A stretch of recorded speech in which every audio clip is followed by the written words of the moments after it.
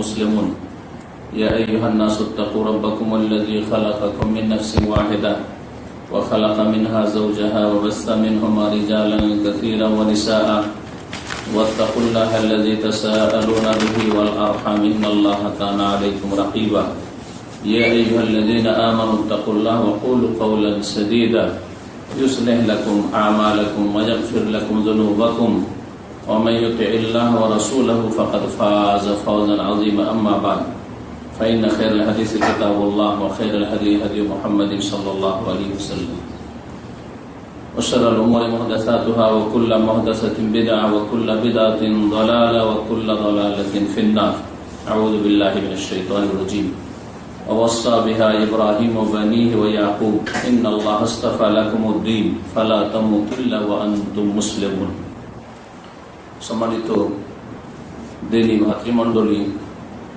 আল্লাহ রাব্বুল আলামিনের যাবতীয় প্রশংসা যে মহান আল্লাহ আমাদেরকে এই জিলহজ মাসে এবং তার আগে কয়েক মাস পূর্বে রমজান মাসে বিশেষভাবে নেক আমলের ফরজ, সুন্নত, মুস্তাহাব, নফল বেশি বেশি করার সুযোগ আল্লাহ দিয়েছেন। মানে আলহামদুলিল্লাহ। যদিও মানুষের সারা জীবনটাই হচ্ছে ইবাদতের জীবন, ফরজ ওয়াজিব আদায় করতে হবে, হারাম নাজায়েজ অবৈধ থেকে বাঁচতে হবে, ইবাদতের জীবন কাটাতে হবে, কিন্তু বিশেষ বিশেষ কিছু মৌসুম রয়েছে যেগুলি আল্লাহ রাব্বুল আলামিন দান করেছেন। এই মৌসুমগুলি শেষ হয়ে গেলে বান্দার কাজ শেষ হয় না, বরং বান্দার কাজ, তার বন্দেগী, তার গোলামি চলতেই থাকে। ওয়াবুদ রাব্বাকা হাত্তা ইয়াতিয়াকাল ইয়াকিন। নবী মুহাম্মদ সাল্লাল্লাহু আলাইহি সাল্লামকে মহান আল্লাহ সম্বোধন করে বলছেন যে তোমার প্রতিপালকের ইবাদত চালিয়ে যাও তোমার মওত আসা পর্যন্ত। হাত্তা ইয়াতিয়াকাল ইয়াকিন, মওত যেটি নিশ্চিত বিষয়, এই মওত আসা পর্যন্ত ইবাদত চালিয়ে যেতে হবে। এই হচ্ছে মুসলিমের জীবন। মুসলিম পৃথিবীতে আসে ফিতরাতের উপর, মুসলিম হয়ে। মুসলিম পরিবারে জন্ম নিলে মুসলিম হয়ে আসে। এমনকি অমুসলিম পরিবারেও যদি জন্মগ্রহণ করে, তারপরে প্রিয় মুহাম্মদ রাসূলুল্লাহ সাল্লাল্লাহু আলাইহি সাল্লাম বলেছেন যে কুল্লু মাউলুদিন ইউলাদু আলাল ফিতরা, প্রত্যেক শিশু জন্মায় ইসলামের প্রকৃতির উপর, ইসলামের উপর। ফাআবাওয়াহু ইয়াহুবিদানিহি, তারপরে তার মাতা পিতা ইহুদি হলে ইহুদি বানিয়ে ফেলে, আও ইউনাসসিরানিহি, আর খ্রিস্টান হলে খ্রিস্টান বানিয়ে ফেলে, আও ইউমাজ্জিসানিহি, আর মজুস অগ্নি পূজক হলে অগ্নি পূজক বানিয়ে দেয়, হিন্দু হলে হিন্দু বানিয়ে দেয়, মাজার পূজারী হলে মাজার পূজারী বানিয়ে দেয়, নাস্তিক হলে নাস্তিক বানিয়ে দেয়, বেদিন হলে বেদিন বানিয়ে দেয়। কিন্তু প্রত্যেক শিশু জন্মায় আলাল ফিতরা, দ্বীনে ফিতরাতের উপর, প্রাকৃতিক দিন, যেই দিন হচ্ছে মানুষের প্রকৃতির সাথে এক, প্রকৃতি বিরোধী নয়, সেই দিনের প্রতি মানুষের জন্ম হয়। আমরা পৃথিবীতে এসেছি মুসলিম হয়ে। আল্লাহ রাব্বুল আলামিন সাবালক হওয়া পর্যন্ত এমনিতেই মুসলিম রেখেছেন। সাবালক হওয়ার পরে এখন ইসলামকে চয়েস করে নিতে হবে। আর মুসলিম হয়ে জীবন কাটানোটা সবচেয়ে বড় সফলতা। আর তারপরে মুসলিম হয়ে ইসলামের উপর মৃত্যুবরণ করা হচ্ছে আসল কামিয়াবি, সফলতা। মহান আল্লাহ যেন আমাদেরকে ইসলামের উপর হায়াত দান করেন এবং ইসলামের উপর মওত দান করেন, এবং আমাদের প্রত্যেক ব্যক্তি এবং তার পরিবার পরিজনকে সত্যিকার মুসলিম হওয়ার তৌফিক দান করেন। সালাত এবং সালাম নবী মুহাম্মদ রাসূলুল্লাহ সাল্লাল্লাহু আলাইহি সাল্লামের উপর, যিনি আল্লাহ রাব্বুল আলামিনের ইবাদত জীবনের প্রতিটি মুহূর্তে চালিয়ে গিয়েছেন। কোরআনে কারীমে বিশেষভাবে তাকে সম্বোধন করা হয়েছে যে মওত পর্যন্ত রবের ইবাদত চালিয়ে যান। এই হচ্ছে আম্বিয়া রাসূলগণের দিন। আজকে জিলহজ মাসের অধিকাংশ দিন শেষ হয়ে 16 তারিখ শেষ, আমরা 17 তারিখের রাতে আছি। আর মাত্র কয়েকদিন পরে জিলহজ মাস শেষ হবে 1438 হিজরি, আর তারপরে নতুন বছর শেষ হবে। এই যে শেষ হওয়ার বিষয়টি, এই বিষয় নিয়ে আলোচনা করব। মানুষের শেষ আমল, শেষ আমলের গুরুত্ব সম্পর্কে, শেষ আমল যে কত গুরুত্বপূর্ণ, এই বিষয়টি নিয়ে আজকে আলোচনা করব। আমাদের বছর শেষ হচ্ছে, এই জন্য শেষ আমল সম্পর্কে আলোচনা করব।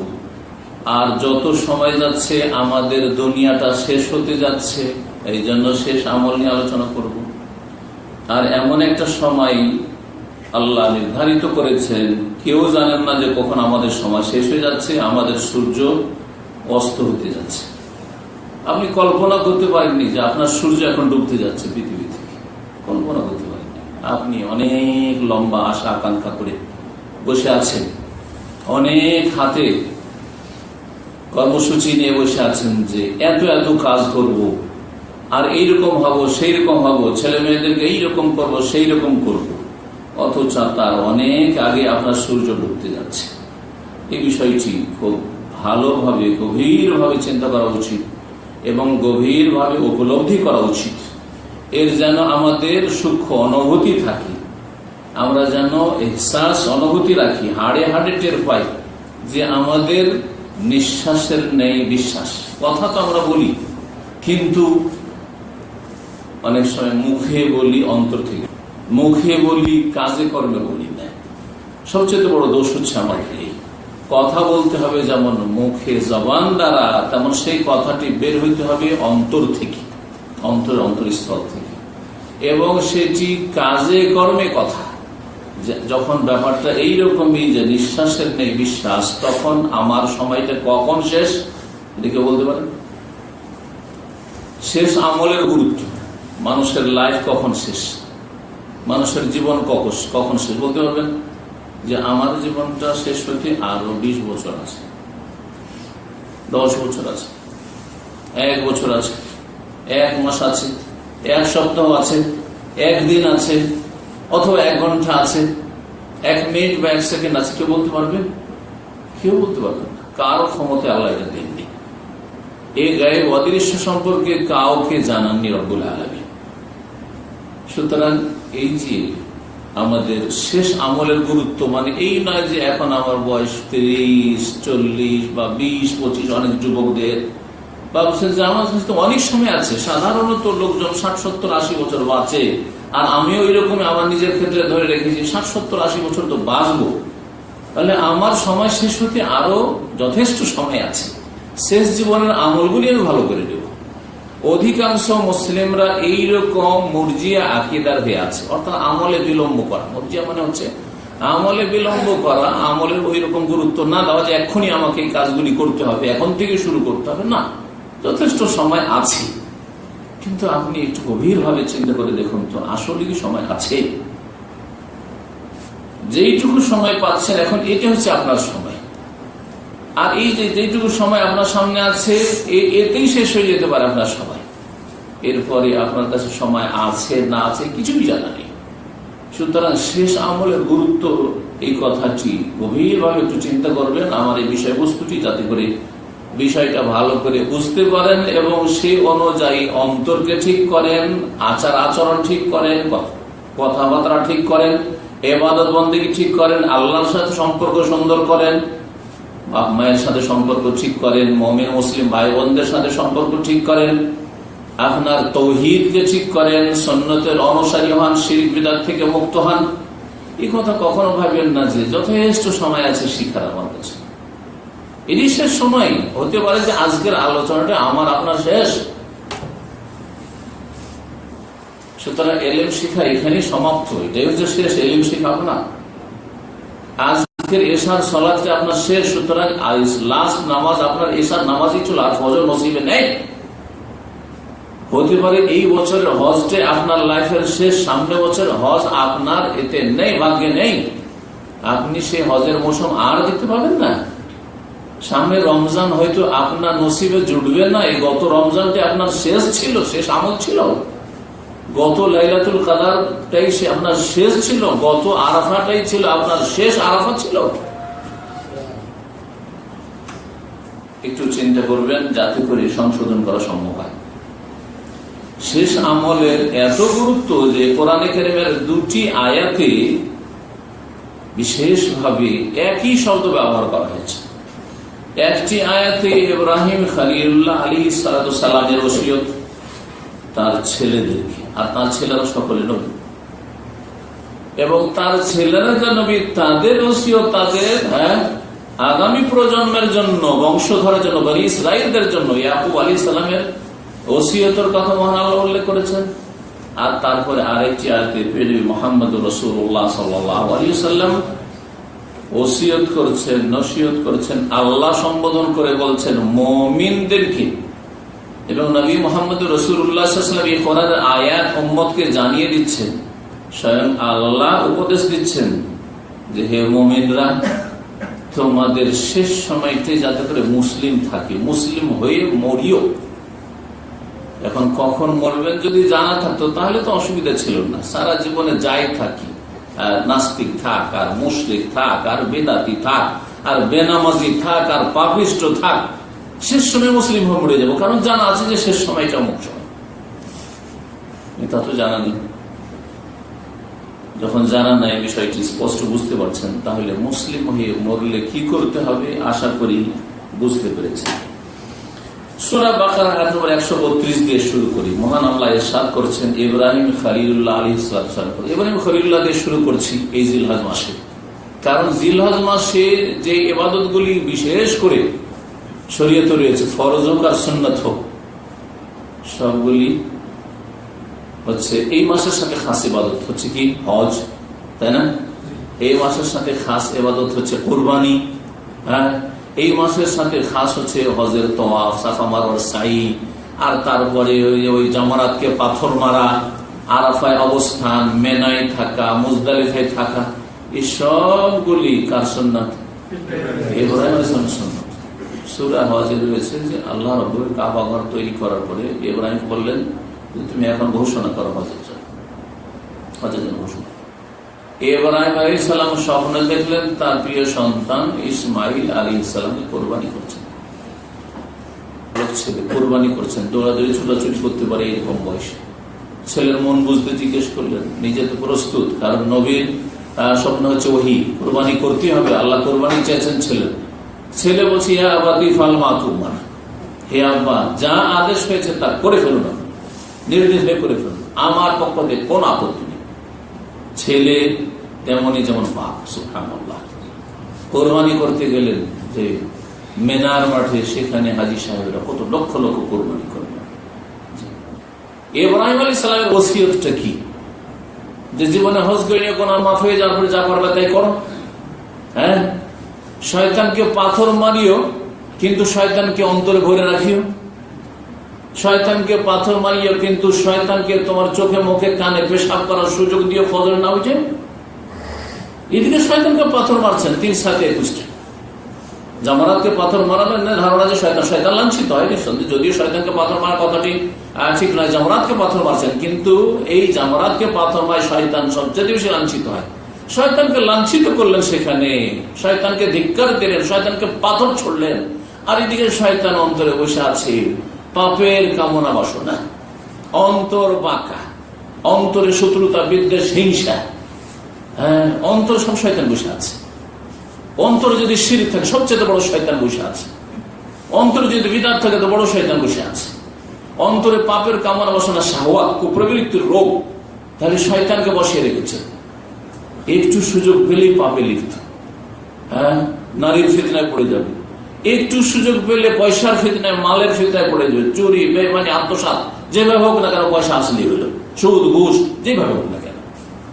তাহলে এই পাথর মেরে লাভটাই কি? যদি পাথর মারা হচ্ছে বাহ্যিক ইবাদত, এর একটা আভ্যন্তরীণ দিক আছে ইবাদতের, আর প্রত্যেকটি ইবাদতের এই বিষয়ে একটা আলোচনা করব। প্রত্যেকটি ইবাদতের একটা জাহির আছে, মানে বাহ্যিক অবস্থা আছে, বাহ্যিক দিক রয়েছে, আর একটা বাতেন আছে, আভ্যন্তরীণ অবস্থা রয়েছে প্রত্যেকটি ইবাদতে। সে রুকু সিজদা হোক, নামাজ হোক, আর সিয়াম রোজা হোক, আর যাকাত হোক, আর সাদকা হোক, আর যে কোনো দিন হজ হোক আর ওমরা হোক, যে কোনো কাজ হোক না কেন, তওয়াফ হোক, সাফা মারওয়া সাই হোক, আর ওই জামারাতকে পাথর মারা হোক, বাহ্যিক ইবাদত পাথর মারছে। আর আভ্যন্তরীণ ইবাদত, এই পাথর মারার মাধ্যমে শয়তান তোকে লাঞ্ছিত করলাম। যাকে লাঞ্ছিত করছেন পাথর মেরে, সেই শয়তানের কুমন্ত্রণায় পড়বেন আপনি, শয়তানের পরামর্শ নেবেন, সব শয়তানের জালে ফাঁসবেন। তাহলে এই পাথর মেরে লাভটাই কি হইল? ভালো করে বিষয়গুলো বোঝার চেষ্টা করবেন। যদি বাহ্যিক ইবাদত করে আভ্যন্তরীণ অবস্থার সংশোধন না হয়, তাহলে বাহ্যিক ইবাদত হচ্ছে আত্মাবিহীন বডির মতো। আত্মাবিহীন বডির মতো, রূহ নেই কিন্তু দেহ আছে। ওই দেহের নাম কি? মৃত। জীবিত নয়, জীবিত নয়, মৃত। ঠিক ওই রকমই নামাজ পড়ছেন, কিন্তু নামাজের আভ্যন্তরীণ যে এবাদতের আসার, এবাদত যে প্রতিফলন জীবনের লাইফে হইতে হবে, নামাজের, হজের, রোজার, সিয়ামের। যারা হজ করেননি তাদেরকে বলছি, আরাফার রোজা রাখলেন, এই আরাফার সারাদিন পানাহার বন্ধ রাখা আর রোজা ভঙ্গকারী বিষয়গুলিতে বেঁচে থাকা, পিপাসা, কত পিপাসা লাগলো, রোজা ছাড়লেন না, ডিউটি থাকলো, রোজাটা রাখবো, 2 বছর গোনা মাফের আশা। এটা হচ্ছে বাহ্যিক অবস্থায় রোজা। কিন্তু রোজাতে যখন, রোজার রাতে যেই কাজগুলি হালাল, রোজার অবস্থায় হালাল নয়, তাই না? স্ত্রী সহবাস, পানাহার ইত্যাদি ইত্যাদি। সারা জীবন যেগুলি হারাম, সারা জীবন হারাম দেখা হারাম, হারাম শোনা হারাম, হারাম কথা বলা হারাম, হ্যাঁ, হারাম কাজ করা হারাম, এগুলি আবার চলতেই থাকলো রোজার দিনে অথবা রোজার রাতে অথবা রোজার পরে, আগে আরাফা রোজা রাখার পরে, আবার আগে যেমন ছিলেন তেমন এখন। আরাফা রোজার পরে আপনার জীবনে কোনো পরিবর্তন নেই। আরাফা রোজা রাখার আগেও ফজর পড়েন না, আর আরাফা রোজা রাখার পরের দিনও ফজর পড়েন না, 4 ওয়াক্ত নামাজ পড়েন। আপনার এই ইবাদত হচ্ছে মৃত ইবাদত। যেমন রূহ ছাড়া শরীর, দেহ হচ্ছে মৃত, মৃত বডি।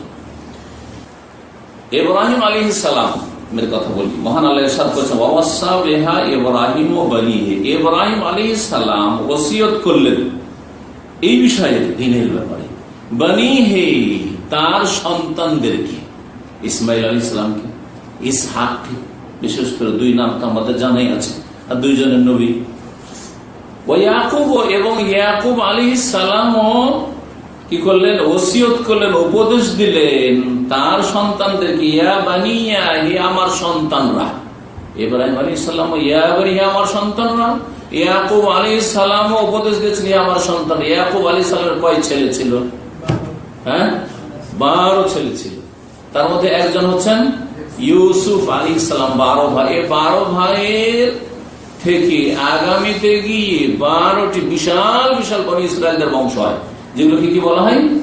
বনি ইসরায়েল বলা হয়। মূসা আলাইহিস সালামের যুগ আস্তে আস্তে বিশাল বিশাল বংশ হয়েছে, এক এক বংশে 12টার, এক এক বংশে হাজার হাজার লোক। সুতরাং তাদের জন্য মূসা আলাইহিস সালাম তিহের ময়দানে মিশর থেকে ফেরাউন ধ্বংস হইল ডুবে, আর মিশর থেকে নাজাত পেলেন যে জালেমদের জুলুম থেকে। এখানে আছে 12টি তাদের জন্য ঝর্ণা প্রবাহিত করা হলো, যে 12 বংশ 12টা ঝর্ণা থেকে পানি নেবে, কেউ কারোর সাথে তর্ক হবে না, ঝগড়া হবে না, বিবাদ হবে। হচ্ছে তাদের ইতিহাস। এই সমস্ত হাজার হাজার মানুষকে, তারা হচ্ছেন ইয়াকুব আলাইহিস সালামের বংশধর, তাদেরকে ওসিয়ত করেছিলেন। এই ওসিয়তটি হচ্ছে আজকের মূল বিষয়বস্তু। ইন্নাল্লাহা আস্তাফা লাকুমুদ্দীন, নিশ্চয় আল্লাহ তোমাদের জন্য দ্বীনকে মনোনীত করেছেন। আর দ্বীন মানে আল্লাহ নিকট দ্বীন হচ্ছে ইন্নাদ-দীনা ইনদাল্লাহিল ইসলাম। আর দ্বীন বলা হয়েছে বিশেষ দ্বীন, যে কোনো ধর্ম নয়। যে কোনো ধর্ম হলে দ্বীনুন, অনির্দিষ্ট নাকেরা বলা হইল, কিন্তু বিশেষ দিন। আর দ্বীন মানে দ্বীনুল ইসলাম, ইন্নাদ-দীনা ইনদাল্লাহিল ইসলাম। দ্বীন ইসলামকে, যেই দিন হচ্ছে আত্মসমর্পণের নাম ইসলাম। আল্লাহর কথার সামনে আত্মসমর্পণ করবেন, রাসূলগণ যা দিয়ে গেছেন তার সামনে মেনে নেওয়ার ক্ষেত্রে আত্মসমর্পণ করবেন, আল্লাহর ওহীতে যা আছে তা মেনে নেওয়ার ক্ষেত্রে আত্মসমর্পণশীলতা করে মেনে নিলাম, হচ্ছে দ্বীন ইসলাম। অন্তর ঝুঁকে যাবে, আপনার শরীর আল্লাহর আদেশ নিষেধের সামনে ঝুঁকে যাবে, আপনার কথা চালচলন ঝুঁকে যাবে, আখলাক ব্যবহার ঝুঁকে যাবে। আপনার যেমন আকীদা হবে, আল্লাহ যেমন বলেছেন তার রাসূল যেমন বলেছেন, তেমনি আপনার ইবাদত বন্দেগী হবে। আল্লাহ যেমন বলেছেন তার রাসূল যেমন ইবাদত শিখিয়েছেন, তেমনি আখলাক চরিত্র কেমন হবে, যেমন আপনার নবী শিক্ষা দিয়ে গেছেন সাল্লাল্লাহু আলাইহি ওয়াসাল্লাম। এটা হচ্ছে দ্বীন ইসলাম, এটা হচ্ছে আত্মসমর্পণ। এই জন্য ইসলাম মানে হচ্ছে আত্মসমর্পণ করা। দ্বীন ইসলামকে তোমাদের জন্য মনোনীত করেছেন। ফালা তামুতুন্না, সুতরাং তোমরা মৃত্যুবরণ করবে না, ইল্লা ওয়া আনতুম মুসলিমুন, তোমরা মুসলিম না হওয়া পর্যন্ত। মুসলিম অবস্থায় একমাত্র যেন তোমাদের মৃত্যু হয়, ইসলাম বিহীন তোমাদের যেন মত না আসে। চিন্তা করো, প্রথম অমুসলিমদের কথা বলি, যারা ইসলামের বাইরে আছে অথচ তারা শ্রদ্ধা করে ইব্রাহিম আলী ইসলামকে, ইব্রাহিমকে আব্রাহাম বলে, তারা শ্রদ্ধা করে ইহুদিরা খ্রিস্টান আলী কিতাব। এমনকি হিন্দুদের কাছেও যদি বলেন, যেহেতু ইব্রাহিম আলী ইসলাম বিভিন্ন ধর্মগ্রন্থ রয়েছে, বাইবেলও রয়েছে, সুতরাং সবার কাছে শ্রদ্ধা বাজার ইব্রাহিম আলী ইসলাম। ইব্রাহিমের উপদেশ উপেক্ষা করে ইহুদিরা, খ্রিস্টানরা, হিন্দুরা, বুদ্ধিস্ট, সারা বিশ্বের অমুসলিম ইব্রাহিম আলী ইসলামের উপদেশকে উপেক্ষা করে, অথচ তোমার মুসলিম হয়ে মরিয়া তিনি বলেছেন। ইয়াকুব আলাইহিস সালাম, যার অপর নাম ছিল ইসরাইল, তাই না? ইসরাইল আলাইহিস সালাম, ইসরাইল নবীর নাম, ইয়াকুব আলাইহিস সালামের দ্বিতীয় নাম। এই ইসরাইল, ইয়াকুব আলাইহিস সালাম নবীর নামে ইহুদিরা এই ইসরাইল দেশ গঠন করলো গায়ের জোরে এবং সমস্ত বিশ্বের কুফরি শক্তির মদদে। ফিলিস্তিনের উপর গায়ের জোরে ইহুদি রাষ্ট্র কায়েম করার চেষ্টা করে যাচ্ছে। আল্লাহ যেন তাদেরকে ব্যর্থ করে দুনিয়া আখিরাত, এবং মুসলিমদেরকে যেন দিনের দিকে ফিরে আসার তৌফিক দান করে এবং তাদেরকে আল্লাহ রাব্বুল বিজয় দান করে। মসজিদে আকসা ওইভাবে আল্লাহ আমাদেরকে নামাজ পড়া তৌফিক দান করেন, যেভাবে আল্লাহ রাব্বুল মসজিদে নববীতে আর মসজিদে হারামে তৌফিক দান করেছেন। ইয়াকুব আলাইহিস সালাম, যার নামে এই ইসরায়েল দেশ তৈরি হচ্ছে, সেই ইয়াকুব আলাইহিস সালামের ওসিয়ত উপদেশ তার উপেক্ষা করে ইহুদি খ্রিস্টানরা। ফালা তামুতুন্না, তোমরা মরবে না ইহুদি হয়ে, মরবে না খ্রিস্টান হয়ে, মরবে না হিন্দু হয়ে, মরবে না বুদ্ধিস্ট হয়ে, মরবে না নাস্তিক হয়ে, ইল্লা ওয়া আনতুম মুসলিম, মুসলিম হয়ে মরবে তোমরা। সুবহানাল্লাহ, মুসলিম হয়ে তোমরা মরবে। হে মুসলিম জন্মসূত্রে যারা মুসলিম, নাস্তিক হয়ে মরবে না। হে মুসলিম যারা জন্মসূত্রে মুসলিম, বেআমল মুসলিম, ফরজ আদায় করো না, বিশেষ করে 5 ওয়াক্ত নামাজ পড়ো না, যার ফলে কুফরিতে নিমজ্জিত হও, ইসলাম থেকে বেরিয়ে যাও, তোমরা মুসলিম হয়ে মরিও। বেনামাজি আধা নামাজি হয়ে যদি মরো, ফজর ছেড়ে যদি মরো, তাহলে কুফরির অবস্থায় মত হবে, মুসলিম হয়ে মত নসিব হবে না। ফালা তামুতুন্না ইল্লা ওয়া আনতুম মুসলিমুন, ভালো করে শুনে রাখেন। 60-70 বছরের জন্মসূত্রে মুসলিম জীবন পেলে, মানে বাপ দাদা মুসলিম, আমিও মুসলিম। কে ভাই? আমি মুসলিম, কিন্তু ইসলামের কিছু শিখলেন না, জানার চেষ্টা করলেন না, এবং কখনো পরকাল বলে চিন্তা হইল না। পেটের চিন্তা রাত দিন পেরেশান করে ছেড়েছে, কি করে খাবো, ছেলে মেয়েকে কি করে খাওয়াবো। কিন্তু 60-70 বছরের জীবন চলে গেল, কখনো একটু চিন্তা হলো না যে মওতের পরে আমার কি হবে, কোথায় আমার হাসর হবে, আল্লাহ আমি জান্নাত পাবো কিনা, আমি জাহান্নাম থেকে কি করে রক্ষা পাবো, কোনোদিন চিন্তা হলো না। সে কি মুসলিম? কখনো মুসলিম না, কখনো মুসলিম। ইসলাম ভঙ্গকারী যেসব প্রসিদ্ধ 10টি বিষয়, তার একটি হচ্ছে আল ইরাজ আন দীনিল্লাহ, আল্লাহর দিনকে উপেক্ষা করা, আল্লাহর দিন থেকে বিমুখতা, মুখ এমন ভাবে ফিরিয়ে নেওয়া। লা ইয়াতাআল্লামু, শিখলো না দিন ইসলাম, ওয়ালা ইয়ামাল বিহি, আর কোনো আমল কর্ম করলো না ইসলামের। সারা জীবনটা কেটে গেল জন্মসূত্রে মুসলিম, সে মুসলিম নয়, ইসলাম ভঙ্গ করে আছে শুরু থেকেই। যখনই 15 বছরের সাবালক হয়েছে তখন থেকে ইসলাম ভঙ্গ করে আছে। যদি এই লাইফ কেটে যায়, তাহলে আল্লাহ বলছেন ফালা তামুতুন্না, হে বিশ্বের মানুষ, হে মুসলিমরা সকলে শুনে রাখো, হে পাপীরা সকলে শুনে রাখো, হে সৎকর্মশীল তোমরাও শুনে রাখো। আজকে খুব মুসল্লি, আর কালকে অবস্থা খারাপ হয়ে গেল, পাপে ডুবে গেলে। না, এরকম হইও না। ফালা তামুতুন্না ইল্লা ওয়া আনতুম মুসলিমুন, তোমরা মুসলিম হওয়া ছাড়া মৃত্যুবরণ করিও না। এই ছিল সূরা বাকারা আয়াত নম্বর 132। সূরা আলে ইমরানের আয়াত নম্বর 102, একই কথা সেখানে বলা হয়েছে। প্রত্যেক মুমিন মুসলিমকে মহান আল্লাহর উপদেশ, মহান আল্লাহর নির্দেশ, হুকুম সম্বোধন করে আল্লাহ বলছে, ইয়া আইয়ুহাল্লাযীনা আমানু। সাহাবী আব্দুল মাসউদ রাদিয়াল্লাহু তাআলা আনহু, প্রখ্যাত সাহাবী, তিনি বলছেন, যখনই আমরা নবী করিম সাল্লাল্লাহু আলাইহি ওয়াসাল্লাম থেকে কোরআন আয়াত শুনতাম, আর তাতে ইয়া আইয়ুহাল্লাযীনা আমানু, হে মুমিন মুসলিমরা, কান খাড়া করে নিতাম। কান খাড়া করে বুঝেন তো না? হ্যাঁ, সজাগ হয়ে যেতাম। ইয়া আইয়ুহান নাস, হে মানব সকল, কান খাড়া করে নিতাম, সজাগ হয়ে যেতাম যে হয় কোনো আল্লাহ আদেশ করছেন যা পালন করতে হবে, জানতে হবে, মানতে হবে, আর না হলে নিষেধ করছেন, বারণ করছেন, জানতে হবে আর বিরত থাকতে হবে। এটা হচ্ছে আপনার আল্লাহর সাথে সম্পর্ক। যদি মোদির কোনো কথা বলে, কান খাড়া করে বসে আছেন, এক কাপ চা নিয়ে আসতে বলবে তাই, শুধু রাজি করার জন্য। জি হ্যাঁ, মোদিরও না কিছু না, হ্যাঁ কোনো একটা সাইডে তার দ্বারা সে আপনার কোনো ক্ষতি করে দিতে পারে যদি তাকে রাজি না রাখেন, তাহলে কিছুই না, সাধারণ একজন হরকার হয়তো, কিন্তু সে আপনার চাইতে সিনিয়র যেহেতু ফোরম্যান অথবা সুপারভাইজার, তার হাতেও কিছু সামান্য চাবিকাঠি আটার ক্ষমতা আছে, সুতরাং আপনার রুজি টাইট করে দিতে পারে, ওকে রাজি করার জন্য জি হুজুরির শেষ নাই। আর মহান আল্লাহ ইয়া আইয়ুহাল্লাযীনা আমানু ইয়া আইয়ুহাল্লাযীনা আমানু ইয়া আইয়ুহান নাস উবুদু রাব্বাকুম, কোনো পরোয়া নেই, কোনো পরোয়া নেই। তারপরে মুসলিম, ফালা তামুতুন্না ইল্লা ওয়া আনতুম মুসলিমুন বলছেন মহান আল্লাহ। এই আয়াতটি আলে ইমরানের যে 102 নম্বর আয়াত, যে 3টি আয়াত সুন্নতি খুতবায় পাঠ করা, খুতবাতুল হাজা, যে কোনো আলোচনায় নবী সাল্লাল্লাহু আলাইহি ওয়াসাল্লাম পাঠ করতেন, যে কোনো জুমা ঈদের খুতবায় পাঠ করতেন এবং যে কোনো সভায় পাঠ করতেন। তারপরে বিয়ে শাদীর ক্ষেত্রে, এই সুন্নতি আমাদের বিয়ে শাদীর ক্ষেত্রে শুধু বাকি আছে, বিয়ে শাদীর ক্ষেত্রে পাঠ করতেন যখন বিয়ে পড়াইতেন। 3টি আয়াতের একটি আয়াত, ইয়া আইয়ুহাল্লাযীনা আমানু, হে ঈমানদার লোকেরা, মুমিন মুসলিমরা শোনো, ইত্তাকুল্লাহ হাক্কা তুকাতিহি, যথাযথ আল্লাহকে ভয় করো, আল্লাহকে যেমন ভয় করা বলে ওই রকম ভয় করো। যেই রকম ভয় করলে আমরা কি করি দুনিয়ার ক্ষেত্রে, যাকে ভয় করেন তার ক্ষেত্রে কি করেন আপনি, তার ক্ষেত্রে বা যেই বিষয়কে ভয় করে, যেই বস্তুকে ভয় করে সেই সম্পর্কে আপনার ভূমিকাটা কিরকম সেই সময় ভয়ের অবস্থায়। আল্লাহকে যথাযথ ভয় করো, ওয়ালা তামুতুন্না ইল্লা ওয়া আনতুম মুসলিমুন, আর তোমরা মুসলিম না হয়ে মরিও না। ওখানে রয়েছে ফালা তামুতুন্না, এখানে রয়েছে ওয়ালা তামুতুন্না, ওয়াই আর ফায়ের পার্থক্য, একই কথা। তাহলে বিষয়টি কত গুরুত্বপূর্ণ যে ইসলামের অবস্থায় সর্বদা থাকার চেষ্টা করা, যাতে করে আমরা ইসলামটা টিকে থাকি। বিশেষভাবে মুসলিমদেরকে বলছি, আজকাল অধিকাংশ মুসলিমরা বেপরোয়া জীবনযাপন করে ইসলাম থেকে যে কতবার ধাক্কা খেয়ে বেরোচ্ছে, আর মাঝে মধ্যে হয়তো ঢুকে যাচ্ছে কিন্তু আবার বেরিয়ে চলে যাচ্ছে। সকালে ঢুকছে, দুপুরে বেরিয়ে যায়, দুপুরে ঢুকছে, বিকালে বেরিয়ে যাচ্ছে, বিকালে ঢুকছে, রাত্রে বেরিয়ে যাচ্ছে, রাত্রে ঢুকছে, সকালে বেরিয়ে যাচ্ছে, ঈমান ভঙ্গ করে চলে যাচ্ছে। বিশেষ করে সবচেয়ে বড় রোগ হচ্ছে নামাজ কোনো অক্ত ছেড়ে দেওয়ার মাধ্যমে ইসলাম থেকে ধাক্কা খেয়ে বেরিয়ে চলে যাওয়া। শয়তান ধাক্কা দিয়ে টেনে নিয়ে চলে যাচ্ছে, কিন্তু শয়তানের এই অনিষ্টকে বুঝে না অবুঝ মুসলিমরা।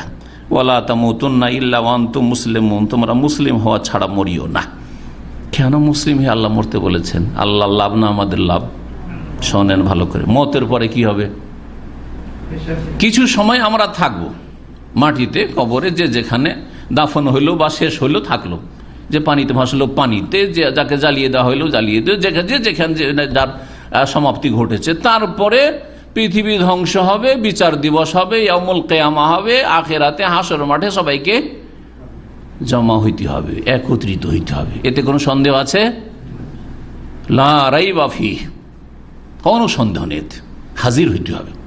আর এ কথা যদি বিশ্বাস না থাকে তাহলে অমুসলিমে আর এইরকম মুসলিমে কোনো পার্থক্য নেই। যখন আমাদের আলহামদুলিল্লাহ বিশ্বাস আছে, সেই দিন উঠবেন কি অবস্থায়? কথা শোনে, যেই দিন মরেছেন ওই দিনের যে অবস্থাটা ছিল ওই অবস্থায় উঠবেন আপনি। সহিহ মুসলিমের হাদিস, হাদিস নম্বর 5126,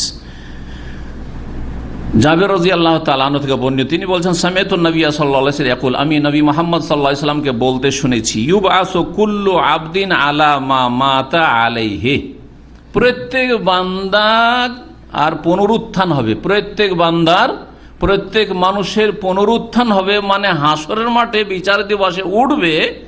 কিসের ওপর? আলা মা মাতা আলাইহি, যেই অবস্থায় মারা গেছিল সেই অবস্থায়।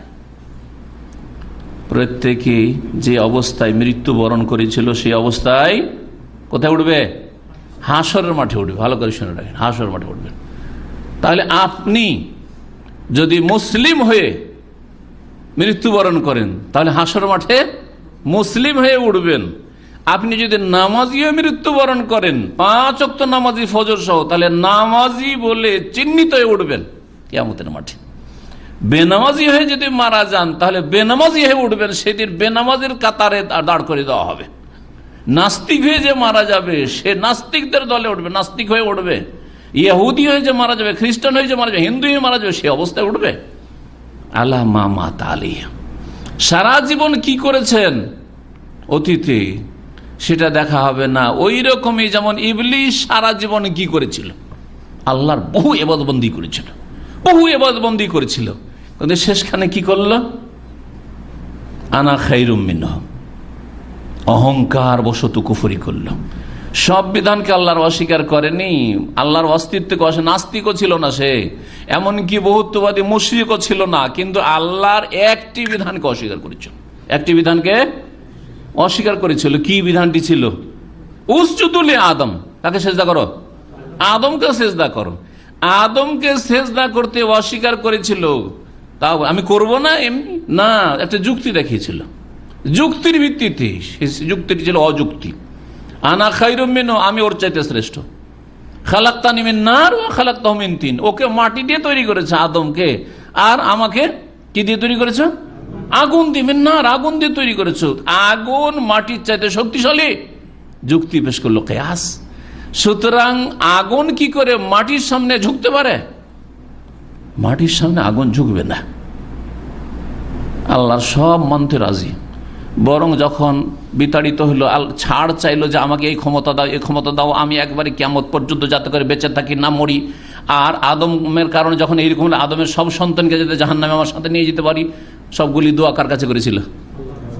হ্যাঁ, দুর্গার কাছে করেছিল, দরগাহে গিয়ে করেছিল, হ্যাঁ, খাজা বাবার কাছে করেছিল, না জিলানি চিশতির কাছে করেছিল, হ্যাঁ, লক্ষ্মীর কাছে করেছিল? কারো কাছে করেন। কার কাছে? রব্বে বিমা আগওয়াইতানি, হে রব, যখন আমাকে গুমরাহ করেই দিলে, তাইলে আমাকে এই ক্ষমতা দাও, এই ক্ষমতা দাও, এই ছাড় দাও, এই ক্ষমতা দাও, তাদের যাতে করে রগে রগে শিরা উপশিরে চলতে পারি, রক্তের সাথে চলতে পারি। লাহতানাকান্না যুররিয়াতাহু ইল্লা কালিলা, অল্প কিছু বাদে সবগুলিকে আমি জাহান্নামে যাতে নিয়ে যেতে পারি।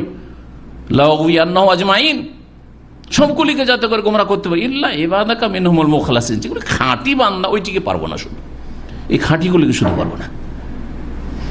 এই খাঁটিরাই হচ্ছে মুসলিম। আসলে খাঁটি মুসলিম হইতে হবে। যে যে অবস্থায় মরবে সেই অবস্থায় উঠবে বলছিলাম, ভালো করে শুনে রাখেন। এখন কি অবস্থায় মরার চেষ্টা করছেন? আমি প্রত্যেক মুসলিম ভাইকে বলছি, বিশেষভাবে প্রত্যেক মুসলিম বোনকে বলছি, যারা আমার কথা শুনছেন এখন অথবা পরে শুনবেন, আল্লাহ রাব্বুল আলামিন আমাদেরকে মুসলিম অবস্থায় বাঁচিয়ে রাখেন, মুসলিম অবস্থায়, ইসলামের অবস্থায় মওত দান করেন, এবং মুসলিম হয়ে হাসরে ওঠার তৌফিক দান করেন। আমিন ইয়া রাব্বাল আলামিন। ইমাম বুখারী রাহমাতুল্লাহ আলাইহি, আমাদের আজকের বিষয়টি যত গুরুত্বপূর্ণ যে বুখারী তো স্থান পেয়েছে সহিহ বুখারীতে, মানুষের শেষ আমলের গুরুত্ব। ইমাম বুখারী রাহমাতুল্লাহ তার কিতাবে সহিহ বুখারীতে বলছেন, বাবুল আমালে বিল খাওয়াতিম, এই অধ্যায় হচ্ছে মানুষের শেষ আমলটাই হচ্ছে অত্যন্ত গুরুত্বপূর্ণ। আসল আল আমাল বিল খাওয়াতিম মানে আসল আমল হচ্ছে আল বিল খাওয়াতিম মানে শেষ আমলগুলি। শেষ আমলটা কেমন ছিল? এখন যারা 5 ওয়াক্ত নামাজি তাদের কথা বলি। অনেকেই 5 ওয়াক্ত নামাজি, দীর্ঘদিন 20 বছর 30 বছর 5 ওয়াক্ত নামাজি, 5 বছর 7 বছর 10 বছর দিন শিখলেন। দিন শিখার পরে গুমরাহির শিকার হলেন, শয়তানকে সুযোগ দিয়ে দিলেন, বড়ই হতভাগা। কেউ লম্বা দাড়ি রাখার পরে দাড়ি মন্ডন করে ফেললেন, আউযুবিল্লাহ, আলহামদুলিল্লাহ বলেন যে আল্লাহ বাঁচিয়ে রেখেছে, এবং আল্লাহর কাছে দোয়া করেন যে আপনি ওইরকম যাতে না হন, আল্লাহ যেন আমাদের হেফাজত করেন। দীর্ঘদিন নামাজ পড়লেন, এলেম শিখলেন, শিখার পরে বাংলাদেশে গিয়ে আবার শিরক বিদআত শুরু করে দিলেন। কোনো চাপের মুখে পরিস্থিতি বাধ্য করলো, এই যুক্তি সেই যুক্তি, অথবা দুনিয়ার লোভে পড়ে নামাজ টামাজ বাদ দিয়ে নেমে গেলেন মানুষের তৈরি করা রাজনীতিতে, অথবা আর কোনো নীতিতে নেমে গেলেন, গুমরাহিতে নেমে গেলেন। তৌহিদ গেল, সুন্নত গেল, বিদআতে লিপ্ত হইলেন, শিরকে লিপ্ত হইলেন, সব পাপ করছেন। অনেকেই অনেক কিছু শিখে নিয়েছেন মাশাআল্লাহ, তারপরে অনেক আমল করলেন, আর শেষখানে মহিলার ফিতনায় পড়ে ঈমান আখলাক বরবাদ করে ফেললেন। ইন্নামাল আমালু বিল খাওয়াতিম, আসল আমল হচ্ছে শেষকার আমল। আগের আমলগুলি সব বেকার গেল, সব ইবলিস শয়তানের মতো, ইবলিস শয়তানের মতো বরবাদ হয়ে গেল। অনেক দিন শিখলেন মাশাআল্লাহ তাবারাকাল্লাহ, তারপরে এমন ইন্টারনেটের ফিতনা আর ফেসবুকের ফিতনায় পড়লেন যে সারা রাত ফেসবুক নিয়ে পড়ে আছি, সারা রাত ইউটিউব নিয়ে পড়ে আছি, বা সেক্স ফিল্মগুলো দেখতে আছে, ব্লু ফিল্ম দেখতে আছে, এই করতে করতে আখলাক চরিত্র বরবাদ, এমনকি ফজর নামাজ বরবাদ।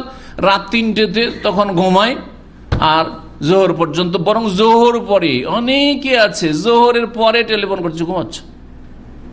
মাঝে মধ্যে এরকম কিছু লোক পেয়েছে যেই লোকগুলি কিছু দিন শিখে কিন্তু খোঁজ খবর নিয়ে, সে অনলাইনে হয়তো শিখে, নিয়মিত হয়তো আসে না, কিন্তু শিখার পরেও মাগরিবের পরে শুয়ে আছে, মাগরিবের নামাজের পরে শুয়ে আছে। মাগরিব পরে শুয়ে থাকে একজন মুসলিম কি করে হইতে পারে? তাহলে এসা পড়বে কি করবো? অসম্ভব কথা যে একটা লোক মাগরিব পরে শুয়ে আর এসা পড়বে জামাতে। চিন্তা করুন আপনি, এমনটা যেন না হয়। বাবুল আমাল বিল খাওয়াতিম বুখারী বলছেন এই অধ্যায় হচ্ছে যে শেষ আমলের বড়ই গুরুত্ব রয়েছে। আমল, আসল আমল হচ্ছে, মূলত আমল হচ্ছে শেষ আমল। শেষ যার ভালো সব ভালো, আর শেষ যদি খারাপ হয়ে যায় তো আগেরগুলি ভালো থাকলেও ইবলিস শয়তানের ভালোর মতো হয়ে যাবে। এমনটা যাতে না হয়, বিষয়টি খুব গুরুত্বপূর্ণ। তারপরে তিনি হাদিস নিয়েছেন বেশ কয়েকটি, তার মধ্যে প্রথম যে হাদিসটি নিয়েছেন শুনে আবু হুরায়রা রাদিয়াল্লাহু তাআলা আনহু থেকে বর্ণিত লম্বা একটি ঘটনা রয়েছে, সংক্ষেপে বলার চেষ্টা করছি বা পেশ করার চেষ্টা করছি হাদিসের ভাষায়। বলছেন আবু হুরায়রা রাদিয়াল্লাহু শাহিদনা মা রাসূলিল্লাহ খাইবার, আমরা খৈবরের যুদ্ধে রাসূলুল্লাহ সাল্লাল্লাহু আলাইহি ওয়াসাল্লামের সাথে হাজির হইলাম। 7ম হিজরিতে খৈবরের যুদ্ধ হয়। ফাকালা রাসূলুল্লাহ সাল্লাল্লাহু আলাইহি ওয়াসাল্লাম লিরাজুলিন মিম্মা মাহু ইয়াদদাইল ইসলাম হাযা মিন আহলিন নার। রাসূলুল্লাহ সাল্লাল্লাহু আলাইহি ওয়াসাল্লাম তার সাথী সঙ্গীদের একজন সম্পর্কে, যে মুসলিম বলে দাবিদার ছিল, আর সে মুসলিম ছিল, বাহ্যিক সে মুসলিম ছিল, মুনাফিকও নয়, আর ইসলামের পক্ষ থেকে কাফের ইহুদিদের বিরুদ্ধে লড়াই করতে খাইবার এসেছিল, তার সম্পর্কে হঠাৎ করে নবী করিম সাল্লাল্লাহু আলাইহি ওয়াসাল্লাম বলে উঠলেন ওহীর ভিত্তিতে, তার কাছে গায়েবের চাবি ছিল না। যদি গায়েবের চাবি তাহলে তো সব জায়গায় বলে দিবেন। আবার হাজার হাজার জায়গায় রাসূলুল্লাহ কোনো খবর রাখছেন না। উটের পেটের তলায় হাড় পড়ে আছে বিবির আয়েশা রাদিয়াল্লাহু তাআলা, হাড় পড়ে গেছে, উট বসে গেছে, খবরই রাখেন না। গোটা মাঠ খুঁজে ফেলে দিলেন, খুঁজে পেলেন না। পর্দার আড়ালে মাসলা জিজ্ঞেস করতেছে জাইনাব বলে এক মহিলা মদিনার, আর রাসূলুল্লাহ সাল্লাল্লাহু আলাইহি ওয়াসাল্লামকে বেলাস বলছে ইয়া রাসূলুল্লাহ, একজন মহিলা দাঁড়িয়ে আছে পর্দার আড়ালে, আপনাকে মাসলা জিজ্ঞেস করছে। মাসলা কি? যে স্বামীর বাচ্চা কাচ্চা আগের স্ত্রীর আছে, ওদেরকে আমি যাকাত দিতে পারবো কিনা, সাদকা দিতে পারবো কিনা। কে? নবী সাল্লাল্লাহু জানছেন না, না জেনে জিজ্ঞেস করছেন। কে জিজ্ঞাসাকারী? মহিলা। যে জাইনাব মদিনায় তো মেলা আছে, আমার স্ত্রী জাইনাব 2, তারপরে আবার মেয়ে জাইনাব আছে, বড় মেয়ে, তারপরে জাইনাব মদিনা, আর ইবনে মাসউদের স্ত্রী, আরো কয়েকজন জাইনাব। জাইনাব মেলা নাম ছিল মদিনায়। আইয়ু জায়ানিব, সহিহ বুখারীতে হাদিস রয়েছে। কোন জাইনাব? মাসলা জিজ্ঞেস করছে। তাই নবী সাল্লাল্লাহু আলাইহি ওয়াসাল্লাম কি জানছেন না জেনে জিজ্ঞেস করছেন? যদি আলেমুল গায়ব হবেন আর হাজির নাজির হবেন তো এখানে হাজির ওখানেও হাজির, আর এখানকার খবর রাখছেন ওখানে খবর রাখছেন, তো ফালতু জিজ্ঞেস করছেন কি জন্য যে কোন জাইনাব কে? বললেন ইমরাতু ইবনে মাসউদ, আব্দুল্লাহ ইবনে মাসউদের স্ত্রী। আব্দুল্লাহ মাসউদ খুব গরিব মানুষ, অভাবী মানুষ ছিলেন, আর আগের স্ত্রী ছেলে মেয়ে ছিল, নতুন এই জাইনাবকে বিয়ে করেছে, কিন্তু একটু পয়সাওয়ালা মহিলা, ও যাকাত দিবে, তো স্বামীর বাচ্চাদেরকে দেওয়া যাবে কিনা মাসলা জিজ্ঞেস করতে এসছেন। গায়েব জানেন না রাসূলুল্লাহ সাল্লাল্লাহু আলাইহি ওয়াসাল্লাম। আল্লাহ বলছেন আকাশ জমিনে আল্লাহ ছাড়া কেউ গায়েব জানে না, তো কোরআনের কথা সত্য নয়? হ্যাঁ, তা গায়েবের চাবি রাসূলুল্লাহর কাছে ছিল না, কিন্তু যখন যখন আল্লাহ কোনো কিছু সম্পর্কে জানিয়ে দিয়েছেন, ওহী করে দিয়েছেন, জানতে পেরেছেন। এই লোকটি সম্পর্কে রাসূলুল্লাহ জানিয়ে দেওয়া হয়েছে, এই লোকটি এখন যতই ইসলামের পক্ষ থেকে লড়াই করুক, শেষ পরিণামে সে কাবিরা গুনাহ করে মারা যাবে, যার ফলে জাহান্নামে যাবে। নবী সাল্লাল্লাহু আলাইহি ওয়াসাল্লামকে ওহী দ্বারা জানানো হয়েছে। যেই যেই ক্ষেত্রে জানিয়ে দেওয়া হয়েছে তখন তিনি বলেছেন এটা নবী সাল্লাল্লাহু আলাইহি ওয়াসাল্লামের মুজিজা, এটি হচ্ছে নবীর মুজিজা বলবেন, কিন্তু নবীর হাতে চাবি ছিল না। মুজিজা নিজের হাতে থাকে না, যখন আল্লাহ দেখান তখন হয়। তো বলছেন যে ওই লোকটি সম্পর্কে বলে হাযা মিন আহলিন নারে, এই লোকটি জাহান্নামে যাবে। ফালাম্মা হাদারাল কিতাল, যখন লড়াই শুরু হয়ে গেল, কাতাল রাজুল মিন আশাদ্দিল কিতাল, একেবারে যে লড়াই করলো না সীমাহীন, তাতে তার অবদান। লড়াই করল, জবরদস্ত লড়াই করলো সে কাফেরদের বিরুদ্ধে।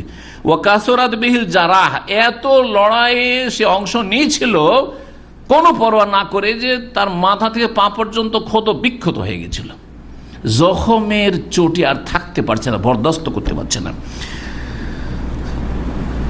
ফাসবাতাতহু, তাতে একবারে ঘায়েল হয়ে পড়লো। ফাজা আর রাজুল মিন আসহাবিন নবী ফাকাল ইয়া রাসূলুল্লাহ আরাআইতার রাজুলা আল্লাযী তাহাদ্দাসত আন্নাহু মিন আহলিন নার ক্বাদ কাতালা ফি সাবিলিল মিন আশাদ্দিল কিতাল ফাকাসুরাত বিহিল জারাহু ফাকাল নবী আমা ইন্নাহু মিন আহলিন নার। নবী করিম সাল্লাল্লাহু আলাইহি ওয়াসাল্লাম বলে, ইয়া রাসূলুল্লাহ, আপনি যে লোকটি সম্পর্কে বললেন একটু আগে, যুদ্ধ শুরু হওয়ার আগে, যে এই লোকটি জাহান্নামে যাবে, যুদ্ধ শুরু হতে যাচ্ছে তার আগেই, আর তারপরে লড়াই, জবরদস্ত লড়াই করলো ওই লোকটি, আর লড়াই করার পরে একেবারে ক্ষতবিক্ষত হয়ে আহত হয়ে অবস্থা খারাপ হয়ে গেছে। এইরকম অবস্থা দেখে আবার সাহাবী ছুটেছে, ইয়া রাসূলুল্লাহ, এত সুন্দর লড়াই করলো আর মাথাতে পা পর্যন্ত ক্ষতবিক্ষত বেচারা, আর সেই ব্যক্তি মিন আহলিন নার জাহান্নামে যাবে আপনি বললেন। অবাক হচ্ছে আমরা, পেরেশান আছি একে নিয়ে, এই বিষয়টি নিয়ে। আপনি বললেন যে এই লোক জাহান্নামে, কেমন কথা? ফাকালান নবী সাল্লাল্লাহু আলাইহি ওয়াসাল্লাম আমা ইন্নাহু মিন আহলিন নার, শুনে রাখো যে এই লোক জাহান্নামে যাবে, এই লোক জাহান্নামে যাবে। সুবহানাল্লাহ। ফাকানা বাযুল মুসলিমিনা ইয়ারতাব, এই কথা শুনে কিছু মুসলিমরা এমন বিব্রত হইল যে তারা যেন সন্দেহ পড়ে গেল যে এ যদি জাহান্নামে যায় তো আমরা কোথায় যাব? তাহলে আমরা নিশ্চয়ই জাহান্নামে যাব, আর যদি জাহান্নামে যেতে হয় তাহলে এইসব করে লাভ কি? বাদ দাও ইসলাম। আর এক রাস্তা দিয়ে শয়তান ঢুকছে, সন্দেহ পড়ে গেল। ফাবাইনাহু আলা যালিকা, এই অবস্থায় ছিল। ইজ ওয়াজাদার রাজুলু আলামাল জেরাহি, এত ব্যথা তার শরীরে আর কষ্ট হইতে লাগলো, তখন সে আর বরদাস্ত করতে পারলো না।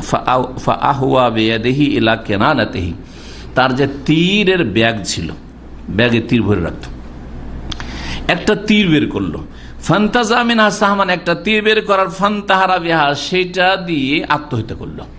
তীর গলাতে, হলকে অথবা বুকে ঢুকিয়ে দিয়ে সাথে সাথে আত্মহত্যা করলো। সুবহানাল্লাহ। ঘটনা কিন্তু এক সাহাবী অবলোকন করছে যে নবী যখন বলেছেন জাহান্নামী, দেখি লোকটার শেষ পর্যন্ত দেখছি কি হচ্ছে। ফান্তাহারা বিহা, সে আত্মহত্যা করলো। ফাস্তাদ্দা রিজালুম মিনাল মুসলিমিন ইলা রাসূলিল্লাহ সাল্লাল্লাহু আলাইহি ওয়াসাল্লাম, মুসলিমদের কিছু যুবক, কিছু লোকেরা দৌড় দিয়ে রাসূলুল্লাহ সাল্লাল্লাহু আলাইহি ওয়াসাল্লামকে খবর দেওয়ার জন্য আসছে, ইয়া রাসূলুল্লাহ, কথা আপনার ঠিক। ফাকালু ইয়া রাসূলুল্লাহ সাদ্দাকাল্লাহু হাদিসাক, আল্লাহ আপনার কথাকে সত্য করে দেখিয়ে দিয়েছেন, আপনি যে বললেন জাহান্নামী, তো আসলেই তো জাহান্নামী। কি হয়েছে? কাদ ইনতাহারা ফুলানুন ফাকাতালা নাফসা, সে আত্মহত্যা করে মারা গেল এখন। ফাকালা রাসূলুল্লাহ সাল্লাল্লাহু আলাইহি ওয়াসাল্লাম, বিলাল রাদিয়াল্লাহু তাআলা আনহু মুয়াজ্জিন, যে মসজিদ নববীর তিনি ছিলেন, বলে, ইয়া বিলাল কুম ফাআযিন, যাও আর ঘোষণা দাও। ঘোষক করে পাঠালেন তাকে, ঘোষণা দাও কি? লা ইয়াদখুলুল জান্নাতা ইল্লা মুমিন, মুমিন মুসলিম ছাড়া কেউ জান্নাতে যেতে পারবে না। ওয়া ইন্নাল্লাহা লা ইউআইয়িদু হাযা দ্বীনা বিররাজুলিল ফাজির, মুমিন মুসলিম ছাড়া কেউ জান্নাতে যেতে পারবে না। তাহলে জান্নাতে যেতে হলে কি হইতে হবে? মুমিন মুসলিম হয়ে বাঁচতে হবে, মুসলিম হয়ে মরতে হবে। যে মুসলিম হয়ে মরার চেষ্টা করবে, আল্লাহ তাকে ধাক্কা দিয়ে ঠেলে দেবেন না, কখনো না, কখনো অসহায় ছেড়ে দেবেন না। যদি দেখেন যে কেউ মুসলিম হয়ে মরতে পারলো না, নাস্তিক হয়ে মরলো, মুশরিক কবর পূজারী হয়ে মরলো, বেদিন হয়ে মরলো, বেনামাজি হয়ে মরলো, সে তার কর্ম তো সেইটা করেছে। আল্লাহ ধাক্কা দিয়ে সে চেষ্টা করেছে নামাজের পাবন্দি করার, সে চেষ্টা করেছে তৌহিদ জানার, সুন্নত জানার আর মানার, সে শিরক থেকে বাঁচার চেষ্টা করেছে, নাস্তিকতা গুমরাহি থেকে বেঁচে থাকার চেষ্টা করেছে, পাপীদের সংসর্গ থেকে বাঁচার চেষ্টা করেছে, বেদিনদের থেকে বাঁচার চেষ্টা করেছে, আর তাকে আল্লাহ ধাক্কা দিয়ে জাহান্নামে ঠেলে দিয়েছে, এটা কখনো হয় না, কখনো হবে না। আল্লাহর রহমতের বিপরীত কথা, এটা হইতেই পারে না। তাহলে তার কর্মদোষ, এই লোকের কর্মদোষ না, বড়ই জেহাদ করলো, খুব ভালো কথা, জান্নাতে যাওয়ার কাজ তো করে ফেলেছিল, জান্নাতের কাছে তো চলেই গিয়েছিল, আর ওই অবস্থায় আর একটু সবর করতো, আর একটু সবর করতো, তারপরে যদি মারা যেত তার নাম কি হইতো? শহীদ হইতো। কিন্তু সে তাড়াহুড়া করলো যে আর বরদাস্ত হচ্ছে না, বাঁচতে পারবো না, আর আমি কি করব, আর বরদাস্ত হচ্ছে না কষ্ট, আত্মহত্যা করলো। যখন তাড়াহুড়া করলো তখন জান্নাত থেকে দূরে গিয়ে কোথায় চলে গেল? জাহান্নামে নিক্ষিপ্ত হইল। দেখলে জান্নাত আর জাহান্নাম কত কাছে, জান্নাত এবং জাহান্নাম কত কাছে।